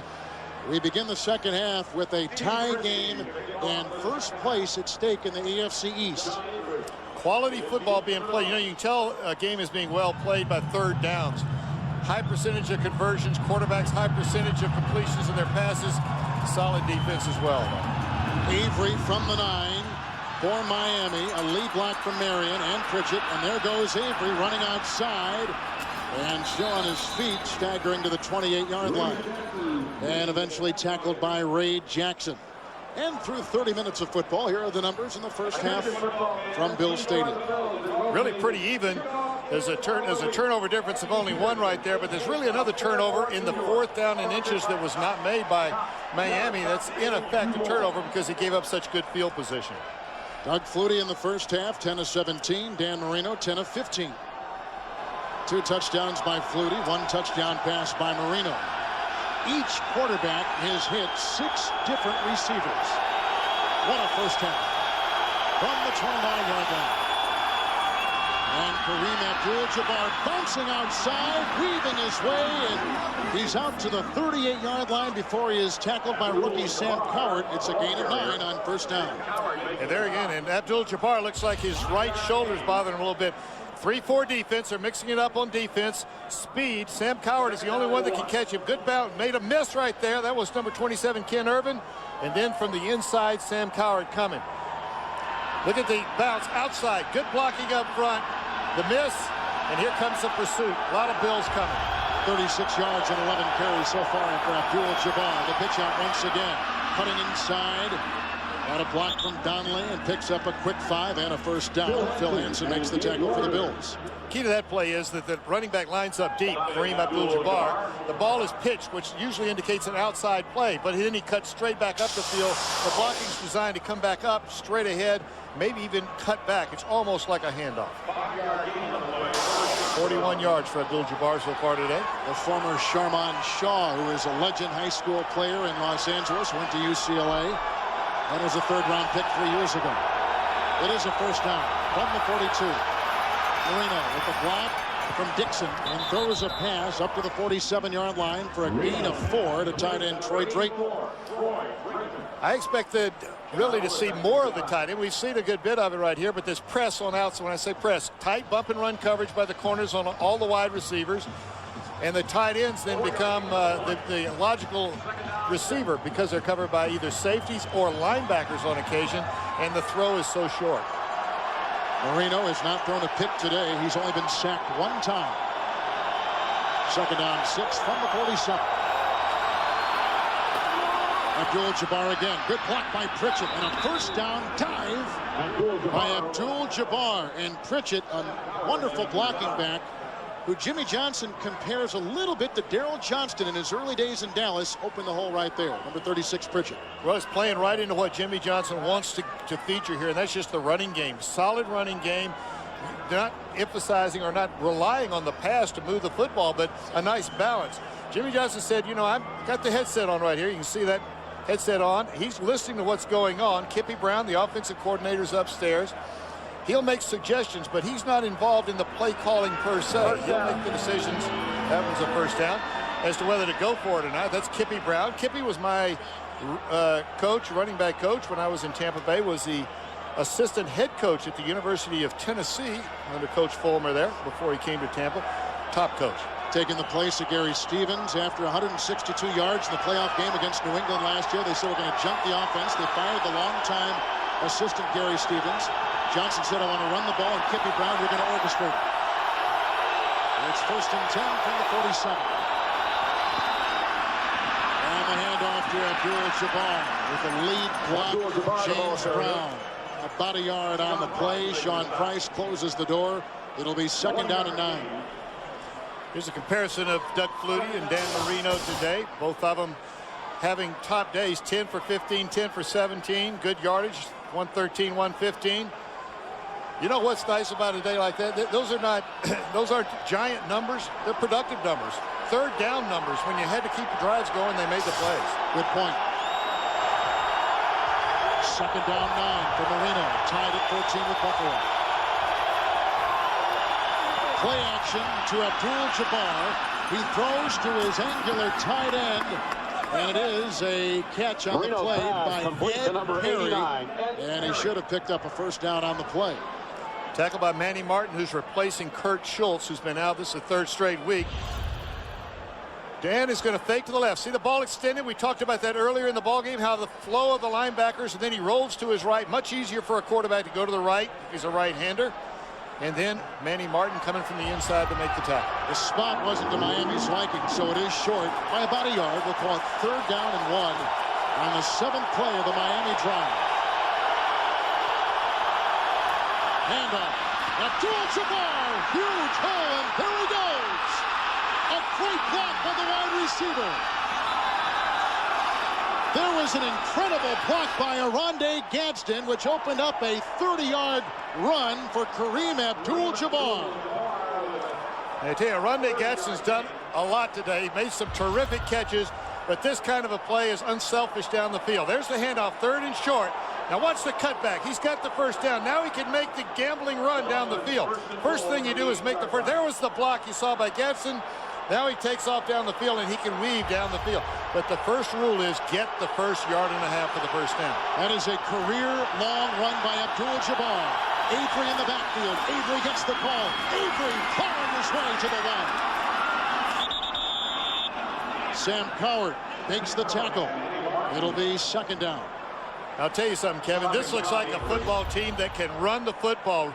Ruddy, Donnelly, and Brown on the right side just getting movement. Look at the offense pushing the defensive line and linebackers all the way back to the linebackers. The entire movement of the line of scrimmage moved into the defensive side of the Buffalo Bills. Jimmy Johnson happy about this. Now, see those folded arms right there? That's contentment right there. And his offense playing great. 3rd and goal. Make it 2nd down and goal as Avery dives and is airborne for the touchdown.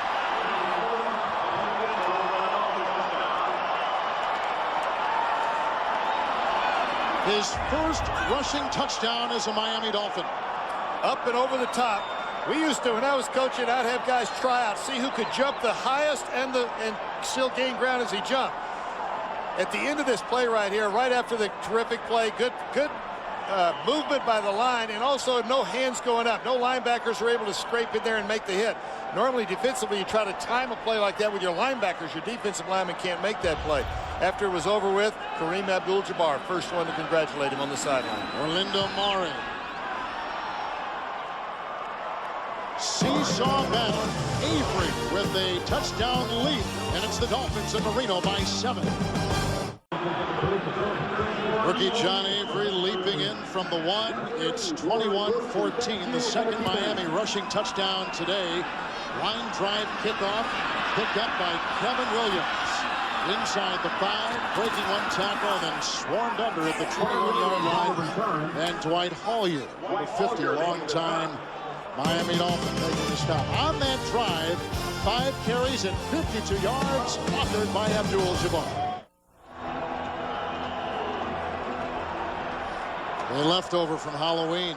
This game has not been scary. It's been great. The Dolphins on top, 21-14. Flutie and the Buffalo Bills at the 21. Antoine Smith in the backfield. Play action by Flutie. And a pass incomplete, intended for Lonnie Johnson, almost corralled by Andre Reed. There was a Dolphin in between. Derek Rogers, incomplete pass, 2nd down and 10. You know, when I played for George Allen in the early 70s, he used to give the speech at the halftime, the most important series of the game, or the first series on offense and defense of the 2nd half, because it sets the tone. Obviously, you're closing the game out. Miami on the first series on offense had the big move, and now it's time for Buffalo in this match game play to match Miami's offensive drive. 2nd down and 10. Smith running up the middle and then lassoed by Robert Jones. Well, tomorrow on CBS, kickoff a night of comedy with Cosby. And if you found out the engagement ring you gave your wife was worth a fortune, would you sell it for a hot tub and a satellite dish? That's the question for the King of Queens. Okay. Followed by Monday night's number one comedy. Everybody, let me get through this. Everybody loves Raymond. Then it's Ted Danson, as you've never seen him before. The outspoken, not so politically correct doctor in the premiere episode of Becker, followed by LA Doctors. That's a full lineup. Tomorrow, right here on CBS. You know you got a good lineup of shows when you're laughing before the shows even start. It's 3rd and 10. Thomas in the backfield. Flutie, pocket crumbling, being chased, and being sacked by Shane Burton. That's the first time the least sacked quarterback in the NFL, Flutie, has had to eat the football today, and Buffalo has got a punt. Miami sacked Rob Johnson in their first meeting 8 times, mainly because he didn't throw the ball away. Flutie's been throwing the ball away this time. No chance to escape. Penetration up the field. Actually, there was no place to go. He couldn't go left or right. This time they pursued. As you see, they've got the safety. Patrick Surtain is also rushing. There was no place for him to run. Moore will punt at his goal line. Buckley driven back with the catch at about the 37-yard line. He gets a block, and there he goes. Here comes Buckley. A flag is thrown. Another one is down, and Buckley is up to the 41-yard line. On a 50-yard punt by Moore, Buckley returns at 3 yards. He ran about 30 back and forth, and finally tackled by Ethan Albright. He is the long snapper. 51-yard punt by Moore. 4-yard return. And Phil Luckett, who got a lot of his stripes, no pun intended, in the World League of American Football, which is now the World League Europe in the NFL. No, NFL you intended the pun. Do not lie about that. This one is against the returning team of the Miami Dolphins. You know, as a coach, what bugs me about that one is that was Laird Hayes that threw the flag. He's on the far side. Let's hear what the official call is here first. Illegal block in the back on the receiving team, number 29. The foul occurred during the return. 10 yards, first down. And that is the first special teams penalty in this game. Well, and the official closest to the called penalty didn't make the call. It was an official far away that had to throw the flag. Timeout. First place is on the line in the AFC East here in Orchard Park with Sam Weich, Kevin Harlan. It's the Dolphins against the Buffalo Bills and quarterback Doug Flutie. And they love their Flutie flakes here. That's a cereal to raise money for charity, but it's named after Doug Flutie. O.J. McDuffie in motion. Handoff goes to Abdul-Jabbar, and he is met by Halasek after a gain of 2 up to the 27-yard line. Now, this is what Jimmy Johnson wants from his running game. He mentioned to us last night that a couple of times this year they have run the ball well in the fourth quarter when they had the lead, when everybody knew they were going to run the ball. That's when you've really got a solid running game coming along. And they've looked like a team that has a polished running game today. But Jimmy Johnson, 100 yards so far today, rushing for Miami. And anytime you gain over 100 yards, you've got a better chance to win. 13-3 when they do. Second down and 8 from the 27. The pocket crumbles, and Marino throws a completed pass to O.J. McDuffie. A flag is thrown. He stiff arms his way up to the 39 on a gain of 12. Tackle made by cornerback Thomas Smith. They're going to call this offensive pass interference, though. There it is.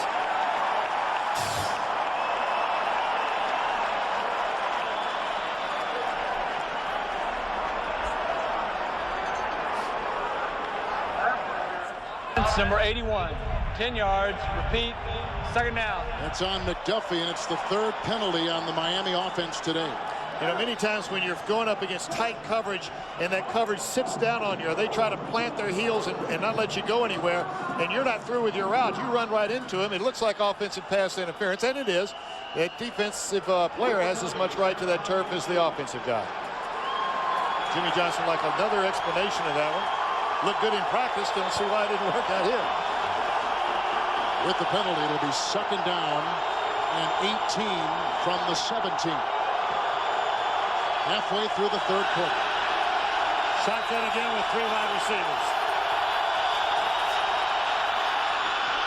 Marino throws, and the pass is caught. And a fumble on the play. Lamar Thomas, and they mark a down. Not only will the fumble be wiped away for Buffalo, but their defensive secondary just hit for another first down pass from Dan Marino. On 2nd and 18, he gets 18 and a half. Now, they didn't rule that he was down. They ruled that his forward progress was stopped. As soon as the progress stopped, the whistle blows. Here's the shotgun going after the same area. Nobody between Marino and the completion right here. See, there's not anybody underneath. Right now, he's not going forward. They called him down. Most of the time, that's a fumble. If the official blows the quick whistle, then that's the end of the play. But 9 snaps out of 10, that's a fumble. And as the boos are cascading down, it is a first down for the Dolphins. Number 35 and a handoff to Abdul-Jabbar, and he sneaks his way to the 40-yard line on a pickup of 5. Gabe Northern makes the tackle. Fans, a reminder, check out the official NFL website where you can vote to help select the 1999 Pro Bowl team. Plus, log on Monday morning for NFL Week 8 highlights and recaps at NFL.com. Tim Ruddy must be doing a good job with Ted Washington up the middle there because they're running the ball on this Buffalo defense. 2nd down and 5. Abdul-Jabbar brought down by Manny Martin. He is taking the place of the injured Kurt Schultz. And Abdul-Jabbar appears to be about a yard shy of the first down. You know, in their first meeting, Miami ran the ball for just under 20 yards in the first half and over 100 yards in the second half. They seem to wear down these Buffalo Bills. Miami is only averaging about 3.4 yards per carry last year. They have the 5th worst average in NFL in the past 20 years in the NFL at 3.1. So not a great deal difference this year as opposed to last year. 3rd down and about a yard. And they don't get it again. Kareem Abdul-Jabbar taken down at the 43. Middle linebacker John Holisek came through and belts him. Now it's 4th down and Johnson has elected to punt. No question about that. Dan Marino very upset with Kareem Abdul-Jabbar for not taking the hole. It's 3rd and short. Get up the field. Don't go outside. You see when he goes outside, the reason he goes outside, obviously, though, is that he sees coming from the inside is number 52, John Holisek.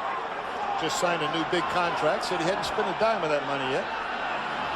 Wilmsmeyer will punt. Williams is deep in. He's going to let it bounce. Down at about the 15-yard line. Miami gets a good punt and across. Wilmsmeyer. 42-yard punt. And the flag is down. 42-yard punt. Key to a flag on a punt like that is did it happen before the punt or after the punt? Well, especially when it's against the receiving team. If it happened before the punt, then of course they'll get the offense is going to get the ball back, Miami. But if it happened afterwards, they'll just go after the mark of the punt. Yes, Jimmy last night, if he spends as much time with the offense as the defense, there's more special teams coaching by him than either the offense or defense. Well, he's involved in all of it. Holding, receiving team, number 31. The foul occurred during the kick, half the distance to the goal. 1st down. You know what he really says that he enjoys doing and is involved in? That's more the general manager and the personnel end of it. He's very good at the personnel, by the way. Timeout. Niagara Falls, about a half-hour drive from here. The Buffalo Bills stranded back inside their 8, trailing by 7. 4:40 to play in the 3rd quarter. Their worst beginning field position today.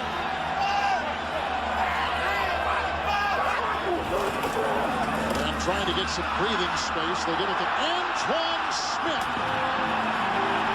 Up the sideline and to the 28, a gain of 19 in the 1st down. Buffalo is +8 leading in giveaway takeaways. That means fumbles and interceptions versus you making an interception or recovering a fumble. Minnesota number 2. Notice that the teams that have the high number there are winning. Coming into today, they led the NFL. Right. On that last play, we're seeing a lot of shifting of the tight end. The tight end moves from left to right or right to left. They're forcing the defense to change calls. That time, the defense didn't get their call completely right. They had no contain outside. 6'6" Jamie Nails has come in as the right guard, providing time for Flutie, who winds up and looks downfield for Reed, who is stride for stride with Buckley. Incomplete. Again, Buckley has become that marked man. Now, he's picked off Flutie once today, but that has not deterred Flutie from throwing at him right there deep with Reed. Well, you know what? Andre Reed looked like he thought Flutie would go away from him, that Buckley had him covered step for step, and Andre Reed geared down almost to a stop, and the ball was still thrown. Injury on the field. I was just about to ask, where has Jason Taylor been today? Very, very quiet. A guy that reminds you and me a lot of Mike McCrary with the Baltimore Ravens. That's sandwiched on that one. An injury timeout with Miami up by 7. The unusually quiet Jason Taylor walked off the field. He'll be out on this next play, and taking his place will be rookie Lorenzo Bromell. Well, you know, Jason Taylor is quicks. He's speed and quicks up the field. Robert Hicks, who's playing in place of the injured John Fina, is size and speed. This time of year, you don't wear down. That big guy doesn't wear down like you would say in September in Miami. second down 10 from the 29. Remersmo's got 2 touchdown catches today as in motion. Flutie. Here comes Trace Armstrong, and there goes a pass. He lasers it in to Kevin Williams. Williams makes another grab. That's a gain of 8 right there. Inside throws. Doug Flutie is not a tall guy. Everybody knows that one. But watch, he's in the shotgun. He stays right here. Let's see if he can find throwing lanes. You see that lane right there? There, you don't throw over people anymore. Even the 6'4", 6'5" quarterbacks don't do that. They move within the pocket. And there's a difference between a scramble and movement within the pocket. The movement in the pocket is a yard this way, a yard that way, and then let the ball go. 3rd down and 2, and Buffalo today on 3rd downs is 5 of 8. They're excellent. From the 37. There's a block knocked down by the aforementioned Taylor.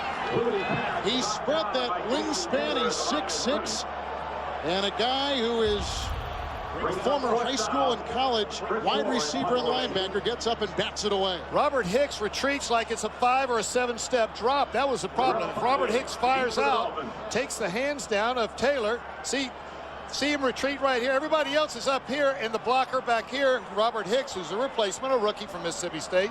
He's retreating. Everything's got to be coordinated. It wasn't that time. Moore's punt is away. Buckley with the catch at the 23-yard line, dancing his way to the 28, and out of bounds he goes on a return of 5 after a punt of 40 by Moore. Well, tonight on CBS, when the mob murders an innocent family, Chuck Norris prepares for battle in Logan's War, Bound by Honor. A world premiere movie tonight, 9, 8 Central, right here on CBS. Sees martial arts, and that's what Jason Taylor was in martial arts growing up for about 6 years. He said he makes his hands that much quicker now as an NFL defensive end. Another similarity to McCrary in Baltimore. Both of them are martial arts guys. I can't tell you the last time I jumped through a windshield. How about you? Last night. It's 1st and 10 from the 30. Pritchett is in motion. The rookie Avery getting a block from Drayton.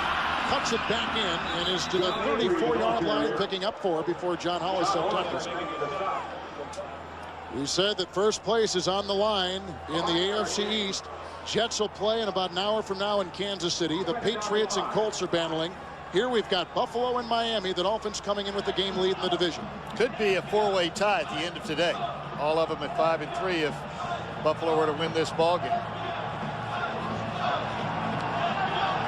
Jimmy's got a 2nd and long 5. He's listening to everything that's being called, but he's not calling the plays. Marino, look out from behind. The pass is away, and O.J. McDuffie picks up a 1st down. He's up to the 45. He picks up 10 yards on 2nd down and a long 5. And that is his main target, O.J. McDuffie. Watch McDuffie. Short motion. The reason you go in motion is to soften the coverage a little bit. Just turns around, reads the coverage being soft to about 6 or 7 yards and stops. Marino's looking for him the entire time. There are certain patterns that are timing throws, some that you've got to read the coverage and throw to the open receiver, and others where you're going to one guy and he's just going to get open. McDuffie had a huge 25-yard reception last week in overtime against the Patriots, which set up the winning field goal. 1st and 10. Great time. Brown with an especially good block and a pass incomplete. And about the 48-yard line as he was zeroing in on tight end Ed Perry, who has but 1 catch today. Coverage by linebacker John Hollisack. John Hollisack just signed an extension on his contract. He's had 3 knee operations. Trying to recover from each one has been a battle for him, but you can do that at that position, but it is constant rehabilitation. Taking the place of Chris Spielman, who's taken the year off because of some personal matters. And then Damian Covington are gone. Sam Coward has been important coming in as a rookie along with John Hollisack. That allows him to play a 4-3 and a 3-4. 2nd down 10 from the 45. It's a handoff, and Avery getting a lead block from Perry again, and Pritchett is swarmed under by Hollisack. Down he goes. At the 43-yard line, Gabe Northern was there, and you can see the intensity on his face. He's taken the place of Bryce Popp, who left as a free agent to go to Jacksonville. And he wants this crowd to get into it. And they're responding. And they are responding. I tell you what, there's a lot of movement within teams. You're going to have players that come in. Guys like Gabe Northern, though, they come right in, and they immediately become part of this football team. The play by Northern sets up 3rd and 11 for Marino. What would you call here? I'm going to give Marino the ball in the shotgun and let him throw. Of course, they've already lined up that way. Well, they got to get to the 45. Marino throws a line drive shot. Incomplete and almost intercepted by Donovan Greer. It's incomplete. Marino can't convert. And the Dolphins have got to punt the ball. And Dan Marino and the Dolphins are lucky this time. Donovan Greer is right there. Don't grab your helmet, grab the football. You know, you never leave your feet. If you don't have to jump for a pass or an interception, don't do it. Stand still, let your eyes not be bounced around. That's what happens when you jump. Kevin Williams awaits the Wilmsmeyer punt. And pretty good hang time. Williams. And it's fair caught at the 16-yard line. 40-yard punt by Klaus Wilmsmeyer. Tonight on CBS, how is it possible for dogs and cats, elephants and donkeys, and the entire crew of the Starship Enterprise to have been registered to vote in certain states? 60 Minutes reports tonight. Then it's Touched by an Angel, followed by the CBS Sunday movie Logan's War, Bound by Honor, starring Chuck Norris in an action-packed drama about a young man's quest for justice against the man who murdered his family. All tonight, all on CBS. Well, the clock is ticking on the Buffalo Bills. With seconds left in the third and the fourth quarter ahead, they trail by 7, and it appears as though Miami's defense is beginning to stiffen just a bit. It's been a I'll match what you do kind of a ball game on both sides of the ball. Second half, though, has been Miami's. You can see how good this Dolphin defense has been in the third quarter this year. And the handoff goes to the hurdling, and a fumble on the play. A flag is down. Buckley recovers the fumble for Miami. A flag is down at the 15. Antoine Smith with the hurdle and the fumble. And Phil Luckett's got a lot of things to peruse right here. And Ruben Brown. That's an upset man right there. Ruben Brown, number 79. Offense number 79. Penalties decline. First down. It's the second Buffalo turnover for the team that came into today. Number 1 in the giveaway takeaway in the NFL. This decides ball games. In tight ball games between two good football teams, it comes right down to two things: field position and this, turnovers. Ruben Brown's holding back there in the back doesn't matter because Miami wants the football. Good clean handoff. You see that's number 72, Joe Panos, new to the team as well. Good blocking, good yardage down the field, and then the strip. Miami is trying to strip the ball loose. That didn't come because of a hit. It came because of a pull away by the Miami defense. Now Marino being given excellent field position at the Buffalo 28. Leading by 7 late third quarter. Kareem Abdul-Jabbar cutting inside. Got a nice block from the center Ruddy, and he gets 6 on the play. Setting up second down and 4. Holisek with yet another tackle. He's in double digits as the middle linebacker. I tell you what, though, the offensive side of the ball, at the last series, Dan Marino went over to John Avery and said, you got to cut up the field. You can't run sideways. Abdul-Jabbar is in the ball game on this series. He turns up the field for nice yardage on first down. We've had a terrific 3 quarters from Western New York. That's the end of the third quarter with the score: Miami 21, Buffalo 14. We'll return to Orchard Park after this message and a word from your local CBS station. We begin the fourth quarter with the second down and 3. Miami at the 22. Handoff Abdul-Jabbar backpedaling his way in. Then he met 330-pound Ted Washington right up the middle, and maybe shy by about a yard, setting up third down and 1.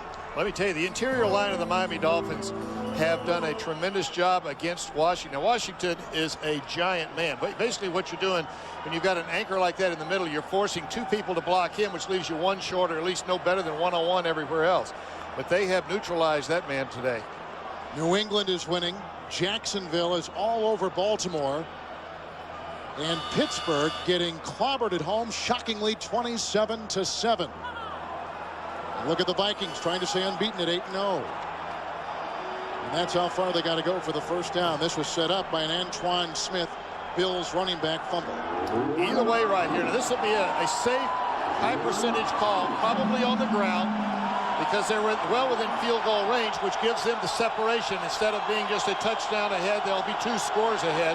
They don't want to give that up by setting up the throw deep and maybe taking a sack. And remember, we just showed you the scores. New England is leading right now. 3rd and 1 from the 19.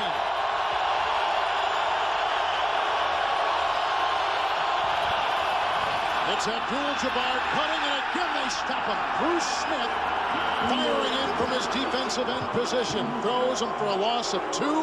Holisek finished him off, and Miami will try for 3. So Buffalo does their job in holding Miami from the first down and, more importantly, out of the end zone. Again, just a solid play by the defense. Miami lined up that time. Running back lined up very deep. A little surprising for such short yardage because the ball couldn't get there quick. That meant a lot of people were going to be in pursuit. And Buffalo had 11 guys around that ball. Even the corners abandoned ship coming there to stop it. Murray from 38 yards. Snap was bad. Ball put down. He kicked the game winner in the game-tying field goal last week against New England. And he extends the Miami lead here in Orchard Park today from 38 yards away. It's Miami and Johnson by 10.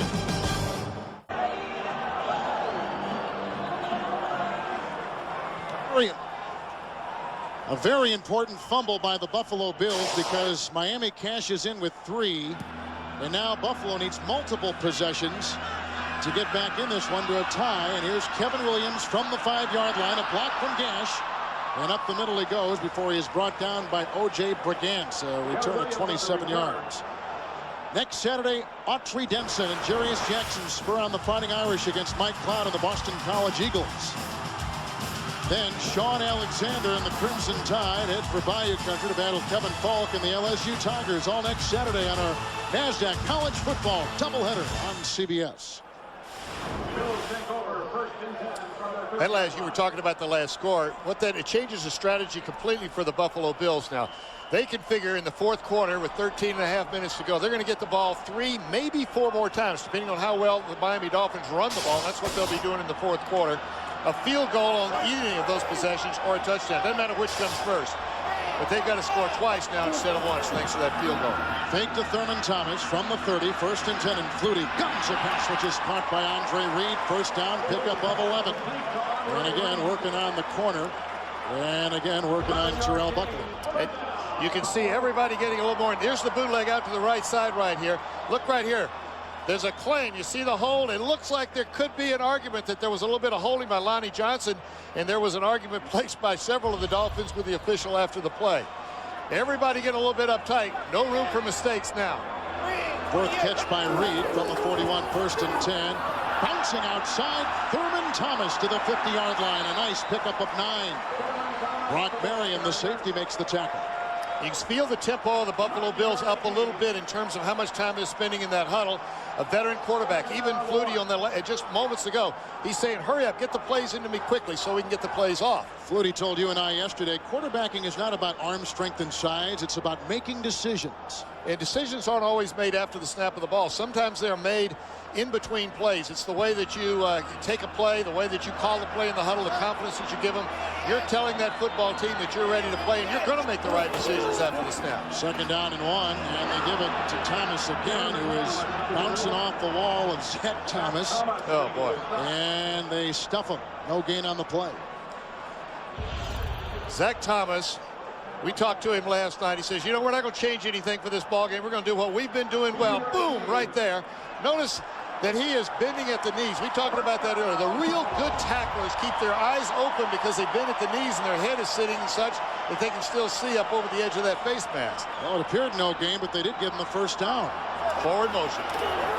Flutie on first and 10. Good blocking by Hicks. Downfield, he's got a receiver. Touchdown, Moulds.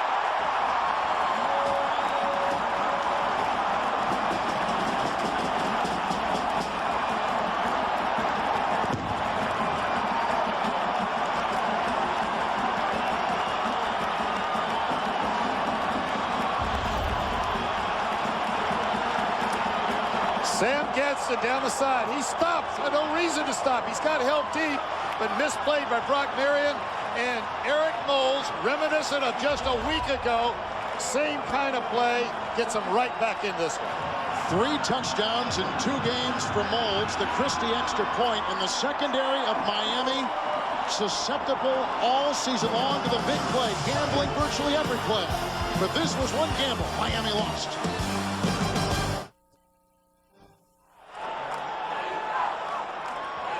Well, the devil just stuck his pitchfork again into the secondary of Miami, and Buffalo is to within 3, 24-21. Last Sunday, Doug Flutie completed this 82-yard pass to Eric Moulds, the longest pass play of Flutie's NFL career. But the one he just tossed to Moulds, good for 48 yards, equally as important.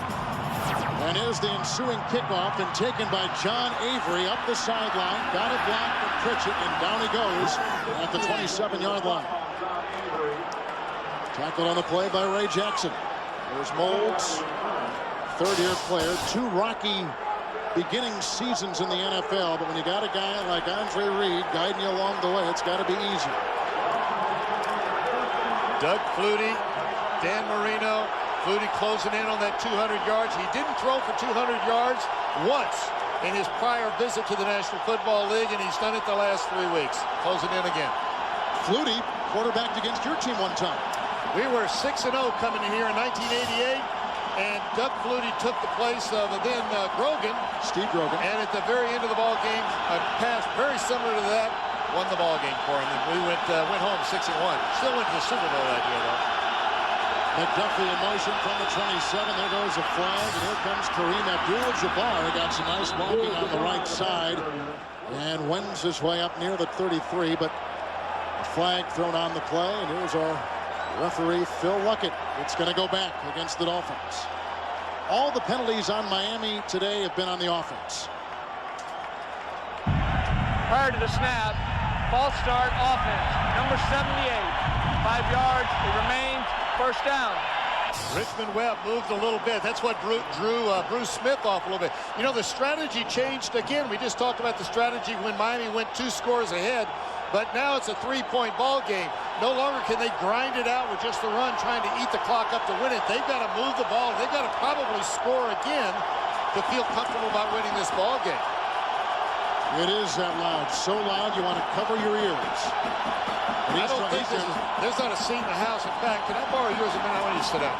This place is packed, and they've been here since, I think, late Friday afternoon getting ready for this one. First and 15 from the 22. Marino on the run. Throws to Pritchett. Incomplete pass. Looking for his blocking fullback. Coverage by linebacker Dan Brandenburg. Second down. Dan Marino that time moving slightly to his right. It wasn't a true rollout, but he could feel the pressure, and as he was falling away, he let the ball go. And what happened, the ball didn't carry all the way to the receiver, and was able to, Buffalo was able to knock that one down. Dan Marino can't even hear the play. He's saying, signal him to me. I can't hear you. Call him with hand signals from the sideline. Second down, 15 from the 22.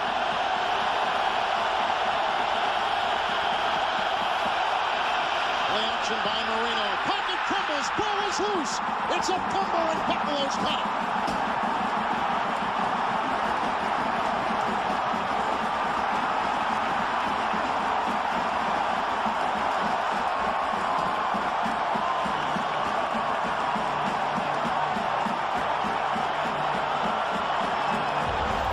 And the Miami offensive line that have been doing so well, suddenly giving up some space here. Good pressure. Look at Ted Washington. Breaks right through the middle. He's really the run stopper. That time, he gets the sack, caused the fumble. Buffalo's going to have tremendous position. Here's Washington right there in the middle. They can't stop it. They even tried to hold him, but they couldn't get their arms all the way around to grab. Washington the hit. Hansen recovered the Marino fumble. It's Miami's first turnover today. Now the Bills at Miami's 13. Antoine Smith in the backfield. Andre Reed is in motion. Fake by Flutie. Being chased on the play by Mixon. Throws in the end zone and incomplete, looking for Andre Reed. Incomplete pass. Second down and 10. Risky pass that time. Marino sacked twice today. But those hurries and knockdowns add up. Number one, hurries usually cause incomplete passes. I think we may have an injury down in the corner because both receiver and defender went hard into that wall, which is only about 5 paces. I walk it off before every ball game. 5 paces from the corner of the end zone. Reed is up, but boy, was he whacked. Andre Reed, right in the corner. From that point, he's got 5 steps before he hits the wall. Bang. Oh, he didn't hit it with full speed. It looks like he's going to be okay. Great job by our CBS cameraman, director Dick Klein, and Reed. Thankfully up Hale and Hardy, who's had a good day at 4 catches with 60 yards. 2nd down and 10 coming up for the Bills. That's the time left in the game, and that's the score. Now, if you're the Buffalo Bills, you've got 3 points here. You don't want to give it up. Obviously, turnovers would be one way, but you don't want to run the risk of a long hold of the ball as, by the passer trying to throw down the field. So everything will be fairly quick, and you have told the quarterback, if you have to, throw that ball away. We'll just take the 3 points. 2nd down, plenty of time left, plenty of time on the clock, and 2 downs left here. This is where Doug Flutie and that decision-making that we talked about comes in to play to win ball games, not just keep you in them. And again, remember now, the Buffalo Bills, the best red zone offense in the NFL. Today, twice in the red zone, 2 touchdowns. 2nd down and 10. Antoine Smith, the block from Gash. Up the middle he flies. He also got a nice block on the play from Joe Panos. It's a gain of 7. Miami's defense is very good. Look at that, 40% of the time. They don't let people in the red zone. They only 10 times that anyone got into the red zone. And today, the only 2 times that Buffalo was in the red zone and scored was on a decision to go for it on 4th and inches and on this fumble. The other touchdown that the Buffalo Bills got, of course, was on the long completion to Eric Moles. 3rd and 3 for Flutie at the Miami 6. With Gash in motion, handoff, a block by Gash. There goes Smith. He's close to a 1st down inside the 4. Sam Madison made the tackle. Here's where Wade Phillips makes his money right here. It's going to be 4th down and less than a yard. You go for the 3 points. Let me just ask you, Kevin, right here, since I'm out of coaching now, well, I can tell you what Phillips is going to do. He's going to go for the tie. What would you do? You peeked. You looked out and saw the. What would you do? I tell you what, I believe I'd go for the tie right here. There's still plenty of time. There's 10 minutes left to go in the ball game. I'd make sure we got ourselves back to an even score. Both teams are playing well. Let's just play a 10-minute ball game, see who's the best. 22-yard field goal by Christie. Puts it in, ties the game with 9:54 to play. So Buffalo cashes in on the Marino fumble, tied at 24. Some folks think my Subaru Outback here is just for exotic adventures. Truth is, it's good for the everyday stuff too. You know, like running down to the store, picking up the mail. The secret, full-time all-wheel drive. Something you just won't find in a Cherokee or a Blazer. Comes in handy when you're, say, late for a hair appointment. Right, what's your mate? You know why I wear a hat.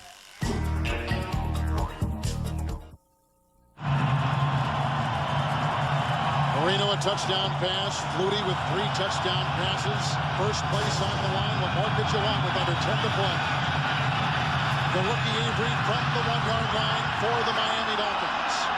Looking for a seam. And he gives him decent field position up near the 28-yard line before he is brought down by Ray Jackson. Well, a tight game last week against the Patriots for the Miami Dolphins, and a tight game on the road today for Marino in Miami against Buffalo. This is when you look to your veterans, though. Dan Marino, of course, is the longtime veteran of this ball club. But when you've got younger players right here, you'd rather not put them in the stress position. John Avery being the main guy at the running back, Kareem Abdul-Jabbar, probably better to carry the ball in these situations simply because he's been around long. Avery in the backfield. 1st down and 10 yards to go from the 29. It's Avery with the lead block from Pritchett. Nowhere to run, nowhere to hide. John Holisek, who has more tackles at the University of Illinois than the legendary Dick Butkus, makes the grab there. Now watch right here. Avery's going to come in and then bounce to the outside. Don't do that. You got to get up the field in situations like this. He's got one arm on that football, and boy, when you feel a guy like John Holisek coming at you, put the other one. Both sides, both defenses are going to be trying to strip the ball. Their defensive coordinators have said turnovers right now win the ball game. 9 minutes left. 2nd down and 12. Marino in the pocket. Hit, gets away, goes, almost intercepted, incomplete. Polasek was there. Jim Nantz is with us now from our CBS studios in New York.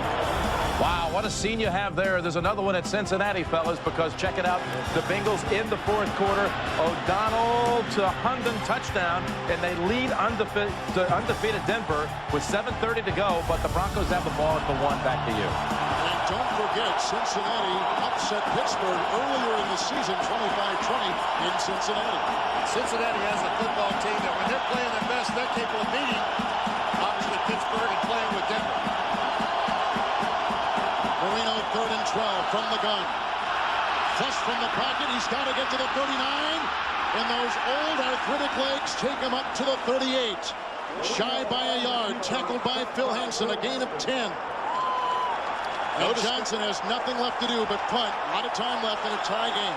Right. I was thinking the same thing you said, and that is no decision to be made right there. If you don't make the first down, backed up with a tie ball game with still 8 minutes. Both teams are going to get the ball probably twice more in this ball game in regulation.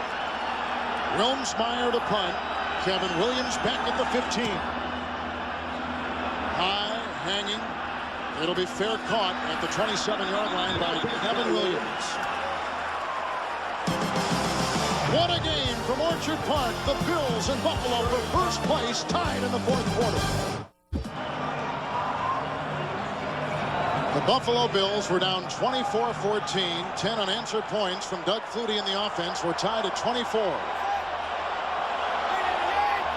It's 1st and 10 from the 28. Reed is on the move, and the handoff goes to Antoine Smith. He got a block up the middle, and that opened up some room. The center, Ziegler, was there with the hit. A gain of 7. Zach Thomas, the tackle. You know, winning season starts in the offseason. The first thing that Wade Phillips wanted to do was to solve the quarterback situation. The first 2 things he did in January and February were the quarterback, then the offensive line, the defensive line, another blocker. And, of course, we can't forget that Thurman Thomas was re-signed and is back with his ball club to tutor the other guys. And accepted a lesser role as a 3rd down back on 2nd down and 3.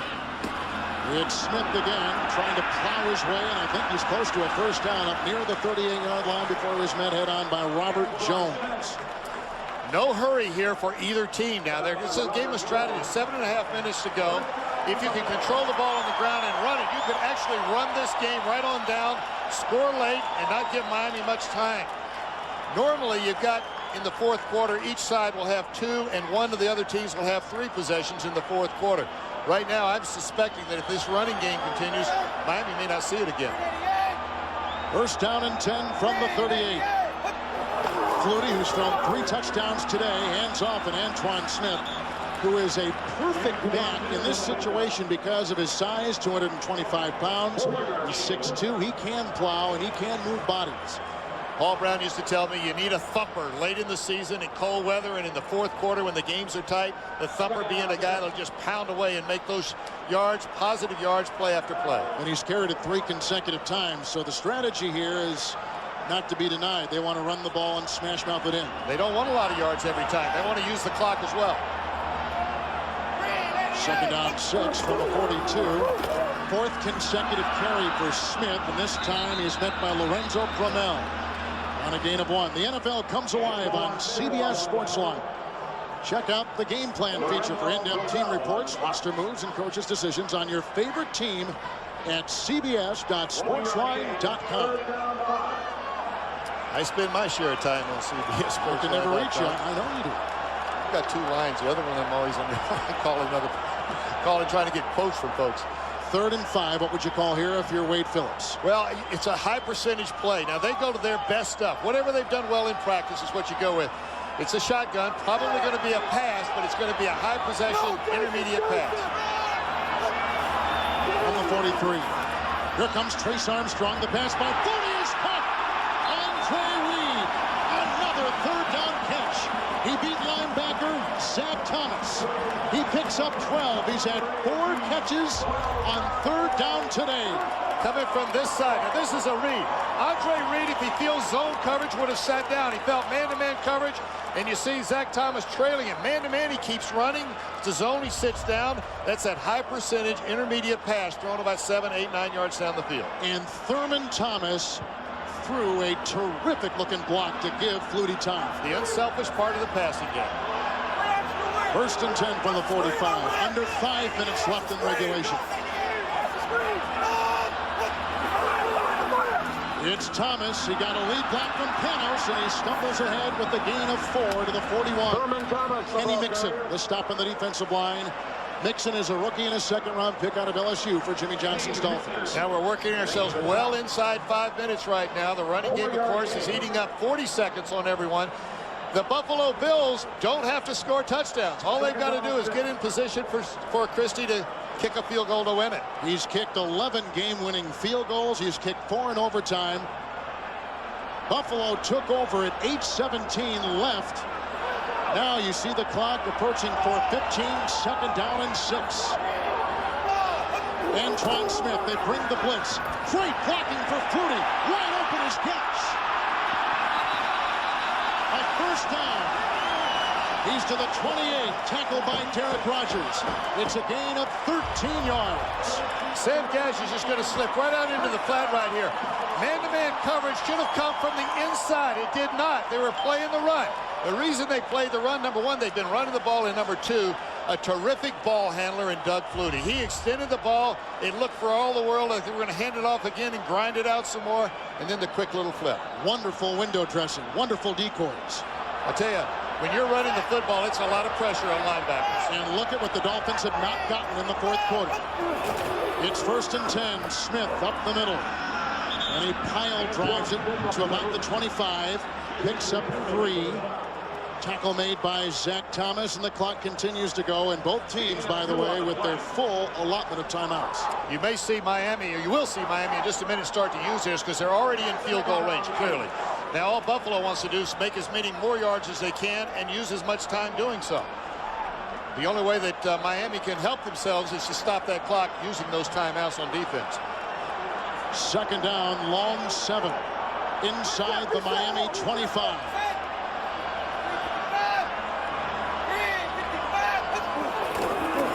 It's Antoine Smith. He gets a block up the middle that time.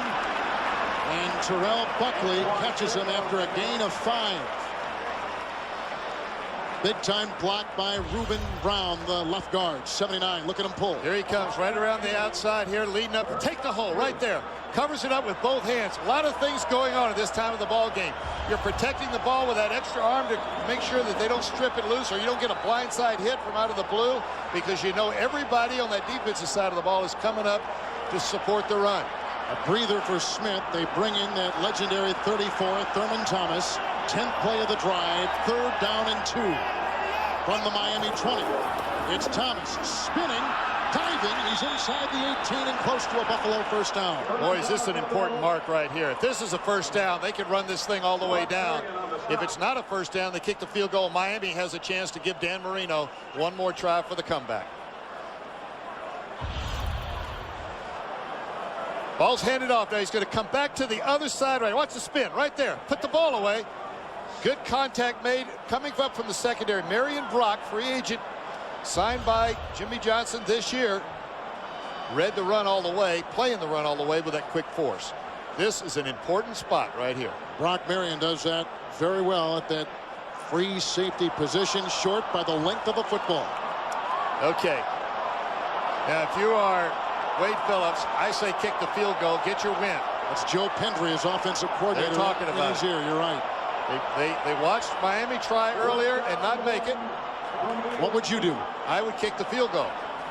I would make sure I've got the lead. Your defense has been playing well. They're not. I'm sitting up here. Wade's still coaching. But you would go for it. No, you take the field goal. Well, you know, it depends on how you feel you match up for this play. When we had in Cincinnati in 1988, we went for it almost every time in this situation. There were other years where I didn't think, you know, we had the edge. You're playing percentages. That's all you're doing. Fourth in the length of the football. Couple tight ends and Smith in the backfield. He's trying to pull him off. And he's going to call a timeout. He burns his first timeout. All right, he made the same decision I would have made. He wanted to go in and see if he could get the cheap first down first. Actually, we're at the 2-minute warning, so they'll probably wipe away the timeout. 2-minute warning. All right, a field goal try by Steve Christie. Holding is the punter, Chris Moore. Moments ago, Kevin, the timeout was taken, was charged against Buffalo. That could be important if they have to come back in a 2-minute drive later in this ball game with 2 minutes left. Now, if the change of possession, the clock's going to stop anyway, so the 2-minute warning is not going to be effective, not going to make any difference here, because after this kick, the clock will stop, whether they make it or whether they don't. So the clock is at 2:01. They do have the timeout assessed Buffalo. Right. 2 timeouts against remaining for Buffalo, 3 timeouts remaining for the Miami Dolphins. 36-yard try by Christie. The center from Ethan Albright, the hold by Chris Moore. Wind in his face, and he gets it through. And Buffalo has scored 13 unanswered points on a 36-yard field goal.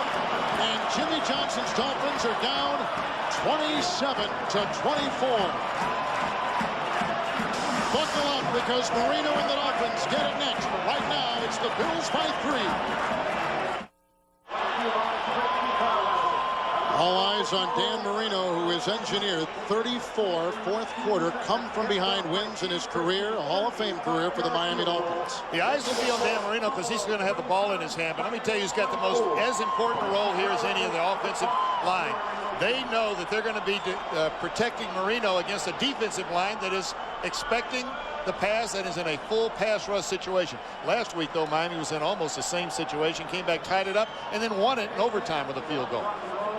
In fact, last week they didn't score a touchdown at all. Won the game with nothing but field goals. What a drive. There is a field goal by Christie, 36 yards, 13 unanswered points by the Bills. But that drive was orchestrated beautifully by Doug Flutie. 6 minutes and 19 seconds off the clock in the fourth quarter. That's as important as the points, because you've left Dan Marino basically with 1 possession. Now they have all 3 timeouts, so they've got all options open. They can run the ball, they can run the draw play, they can throw down the middle, because they can still stop the clock with 3 timeouts remaining. That's a lot of time, especially for a veteran like this. But I can't emphasize enough, the pressure's on the 5 guys up front, and usually 1 blocker, probably Stanley Pritchett blocking for Marino. Jimmy Johnson, told us he'd rather have protection than he would try to get 5 guys out. Now he's got to try to get 5 guys out. It'll be taken in the end zone by rookie John Avery, and Brock Marion, a rookie, a veteran, Wise, keeps the rookie in the end zone, and that means Marino will have it at the 20-yard line. First down and 10 yards to go. And like we said before, he engineered a fourth quarter comeback last week. They eventually won in overtime. He's done it 34 times in his storied career. But we almost saw a mistake by a rookie, John Avery. George Allen used to say for every rookie you had, you lost a football game. And he brought that ball out, backed them up. Could have been a big mistake for him. But Dan Marino has 80 yards. He only needs to go, though, not 80 yards. He needs to go about 60 yards, and they'll be in field goal range. Did he call a couple plays in the huddle that was extra long? I don't know that he will. He's got the timeouts. He's probably got time to keep this thing under control with all this crowd noise. First and 10. Marino hit and sacked by Bill Hansen. It's the 3rd offered by the Buffalo defense today. The pressure is on the offensive line. They're blocking against guys that know there's a pass coming. Here's the line. They've got to hold him up. Bill Hansen on a little move up the inside. And you see the switching between the offensive line did not take place. Second down, 18. Marino looking. And the pass underthrown, incomplete for tight end Ed Perry. Marino has missed his last 5. Flutie wants noise. It's 3rd down now for Miami. They got 2 more snaps. There's no 4th down punt on this series. Actually, I'll take that back. With 3 timeouts, if they don't have to use it, and they've got 3rd down and long, they could punt using their timeouts to try to get the ball back 1 more time. And I suspect they'll go for it on the next 2 downs. Orchard Park is rocking. 3rd down and 18. They've got to get to the 30. Marino winds up, throws, incomplete. Coverage on the play by Manny Martin. Marino is aiming for Lamar Thomas, who is decked on the play and still down, as you can see. It's 4th down for the Dolphins. Very, very close to a penalty right here. Let's see if the contact takes place before the ball arrives. It's almost simultaneous. He's splitting the zone, throwing to the outside. There's contact just before, as you can see right here, there was contact. Lamar Thomas had his feet kind of taken out from under him just before the ball arrived. Officials ruled it was simultaneous. There's an injury timeout. It's inside 2 minutes. This will be charged to the Miami Dolphins. So now they've got 2. That's important. That means they almost have to go for it here. You know, it's marginal right now. Minute 29 with 3 timeouts. If you say, hey, there's just not much of a chance to make the first down, we'll hold them and use our defensive timeout. But they've just about run out of time to do that. If it was 2.5 minutes, maybe. 1.5, they've got to go. First place at stake in this game, and they're still attending to Thomas. The New England Patriots today are playing at the RCA Dome in Indianapolis. New England leads it 21-16 with 43 seconds remaining. Coming into today, Miami led the East by a game over Buffalo, the Jets, who will play Kansas City in minutes, and the New England Patriots. As we said earlier, it could be a 4-way tie at the end of the day today. If Miami loses this one, they go to 5-3. 5-3 for Buffalo. If the Jets and New England win, 4-way tie. And it's 4th and 18. The Dolphins today, as you see Thomas hobbling to the sidelines, all ball on 4th down. They missed a 4th down late in the first quarter on 4th and inches. This time they've got 4th down and 18. They got to get to the 30. Would you say this place is rocking? New England has beaten Indianapolis. That is a fight. Marino throws a pass incomplete. On downs it goes to the Buffalo Bills.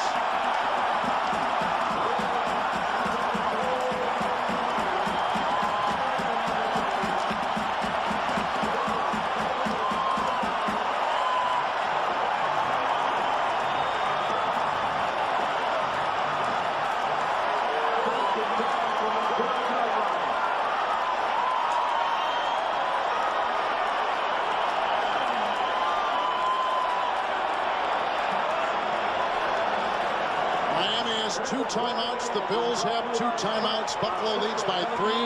They take over at the Miami 12.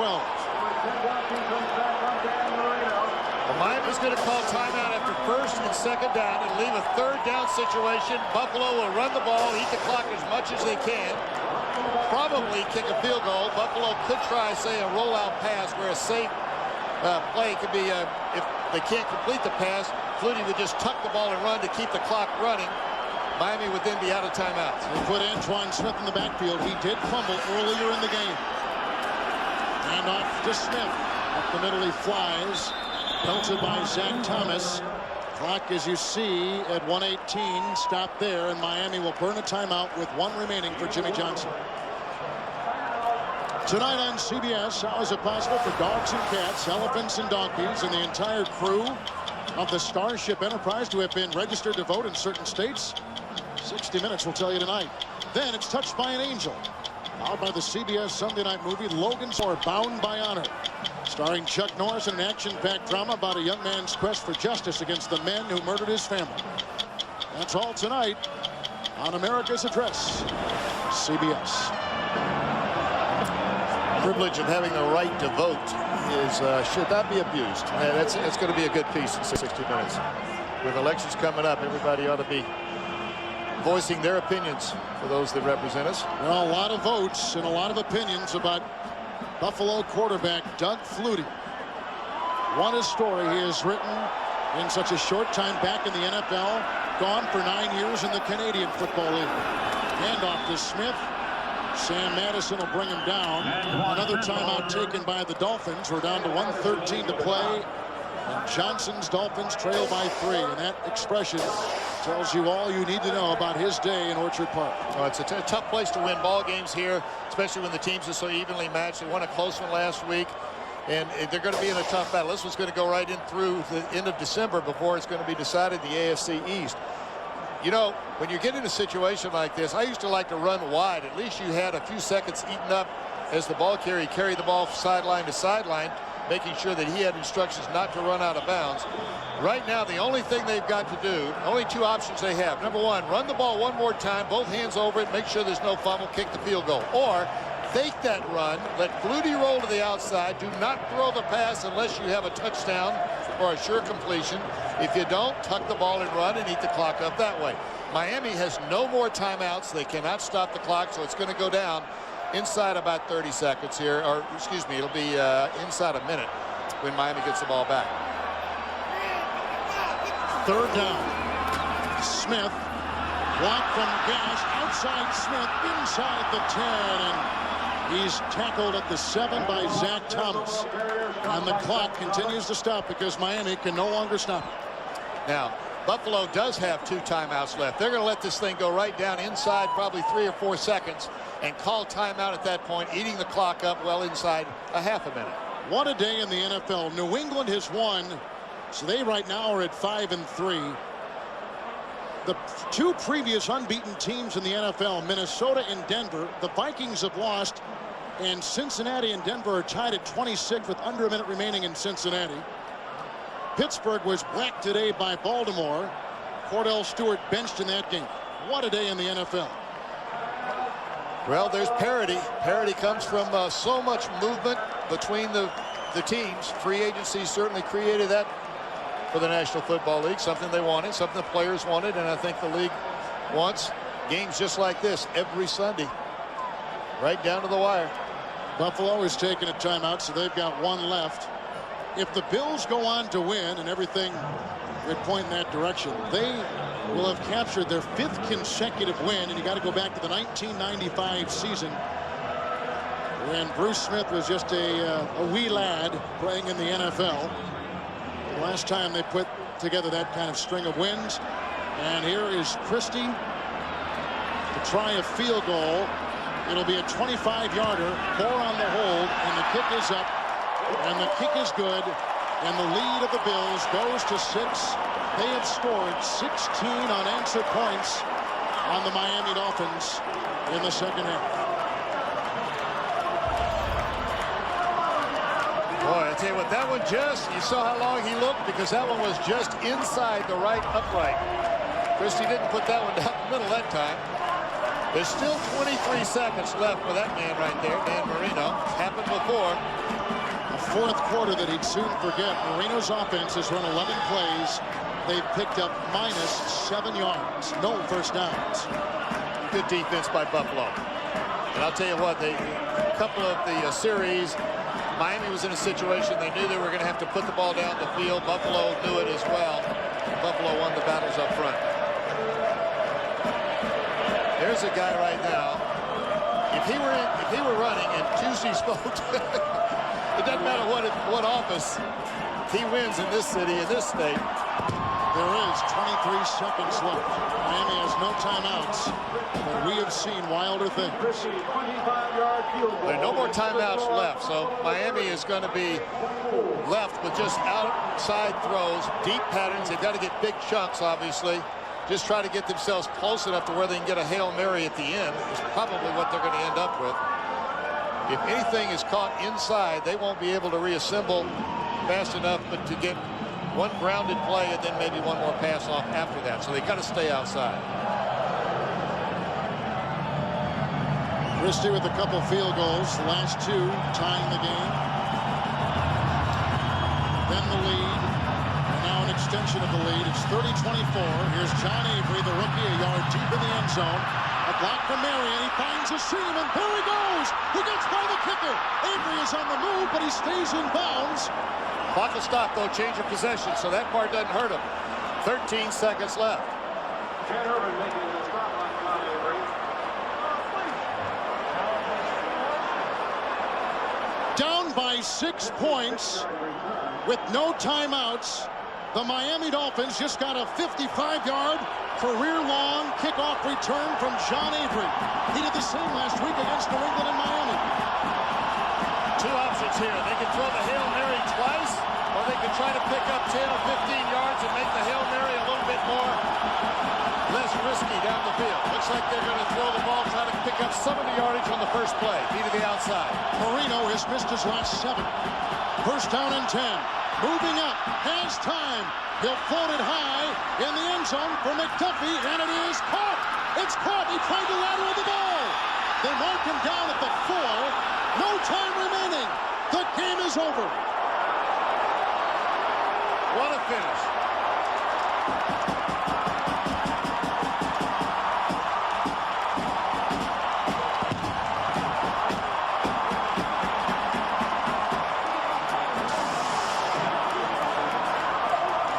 Doug Flutie against Dan Marino. And the most engaging and compelling story in the National Football League. It's another chapter. Flutie and Buffalo beat Miami late in the game. Lay it up, all you can do. Hope that something good happens down the field. O.J. McDuffie makes the catch. Trying to get the ball to anybody else. Buffalo does the right thing. Just hold on. Clock is out. Game is over. And as we stand right now, there is a 3-way tie for first place in the AFC East. New England beat the Colts. Buffalo beats Miami. Doug Flutie with 3 touchdown passes. That's the story from Orchard Park. For Sam Weich, Kevin Harlan, the final score, Buffalo 30, Miami 24.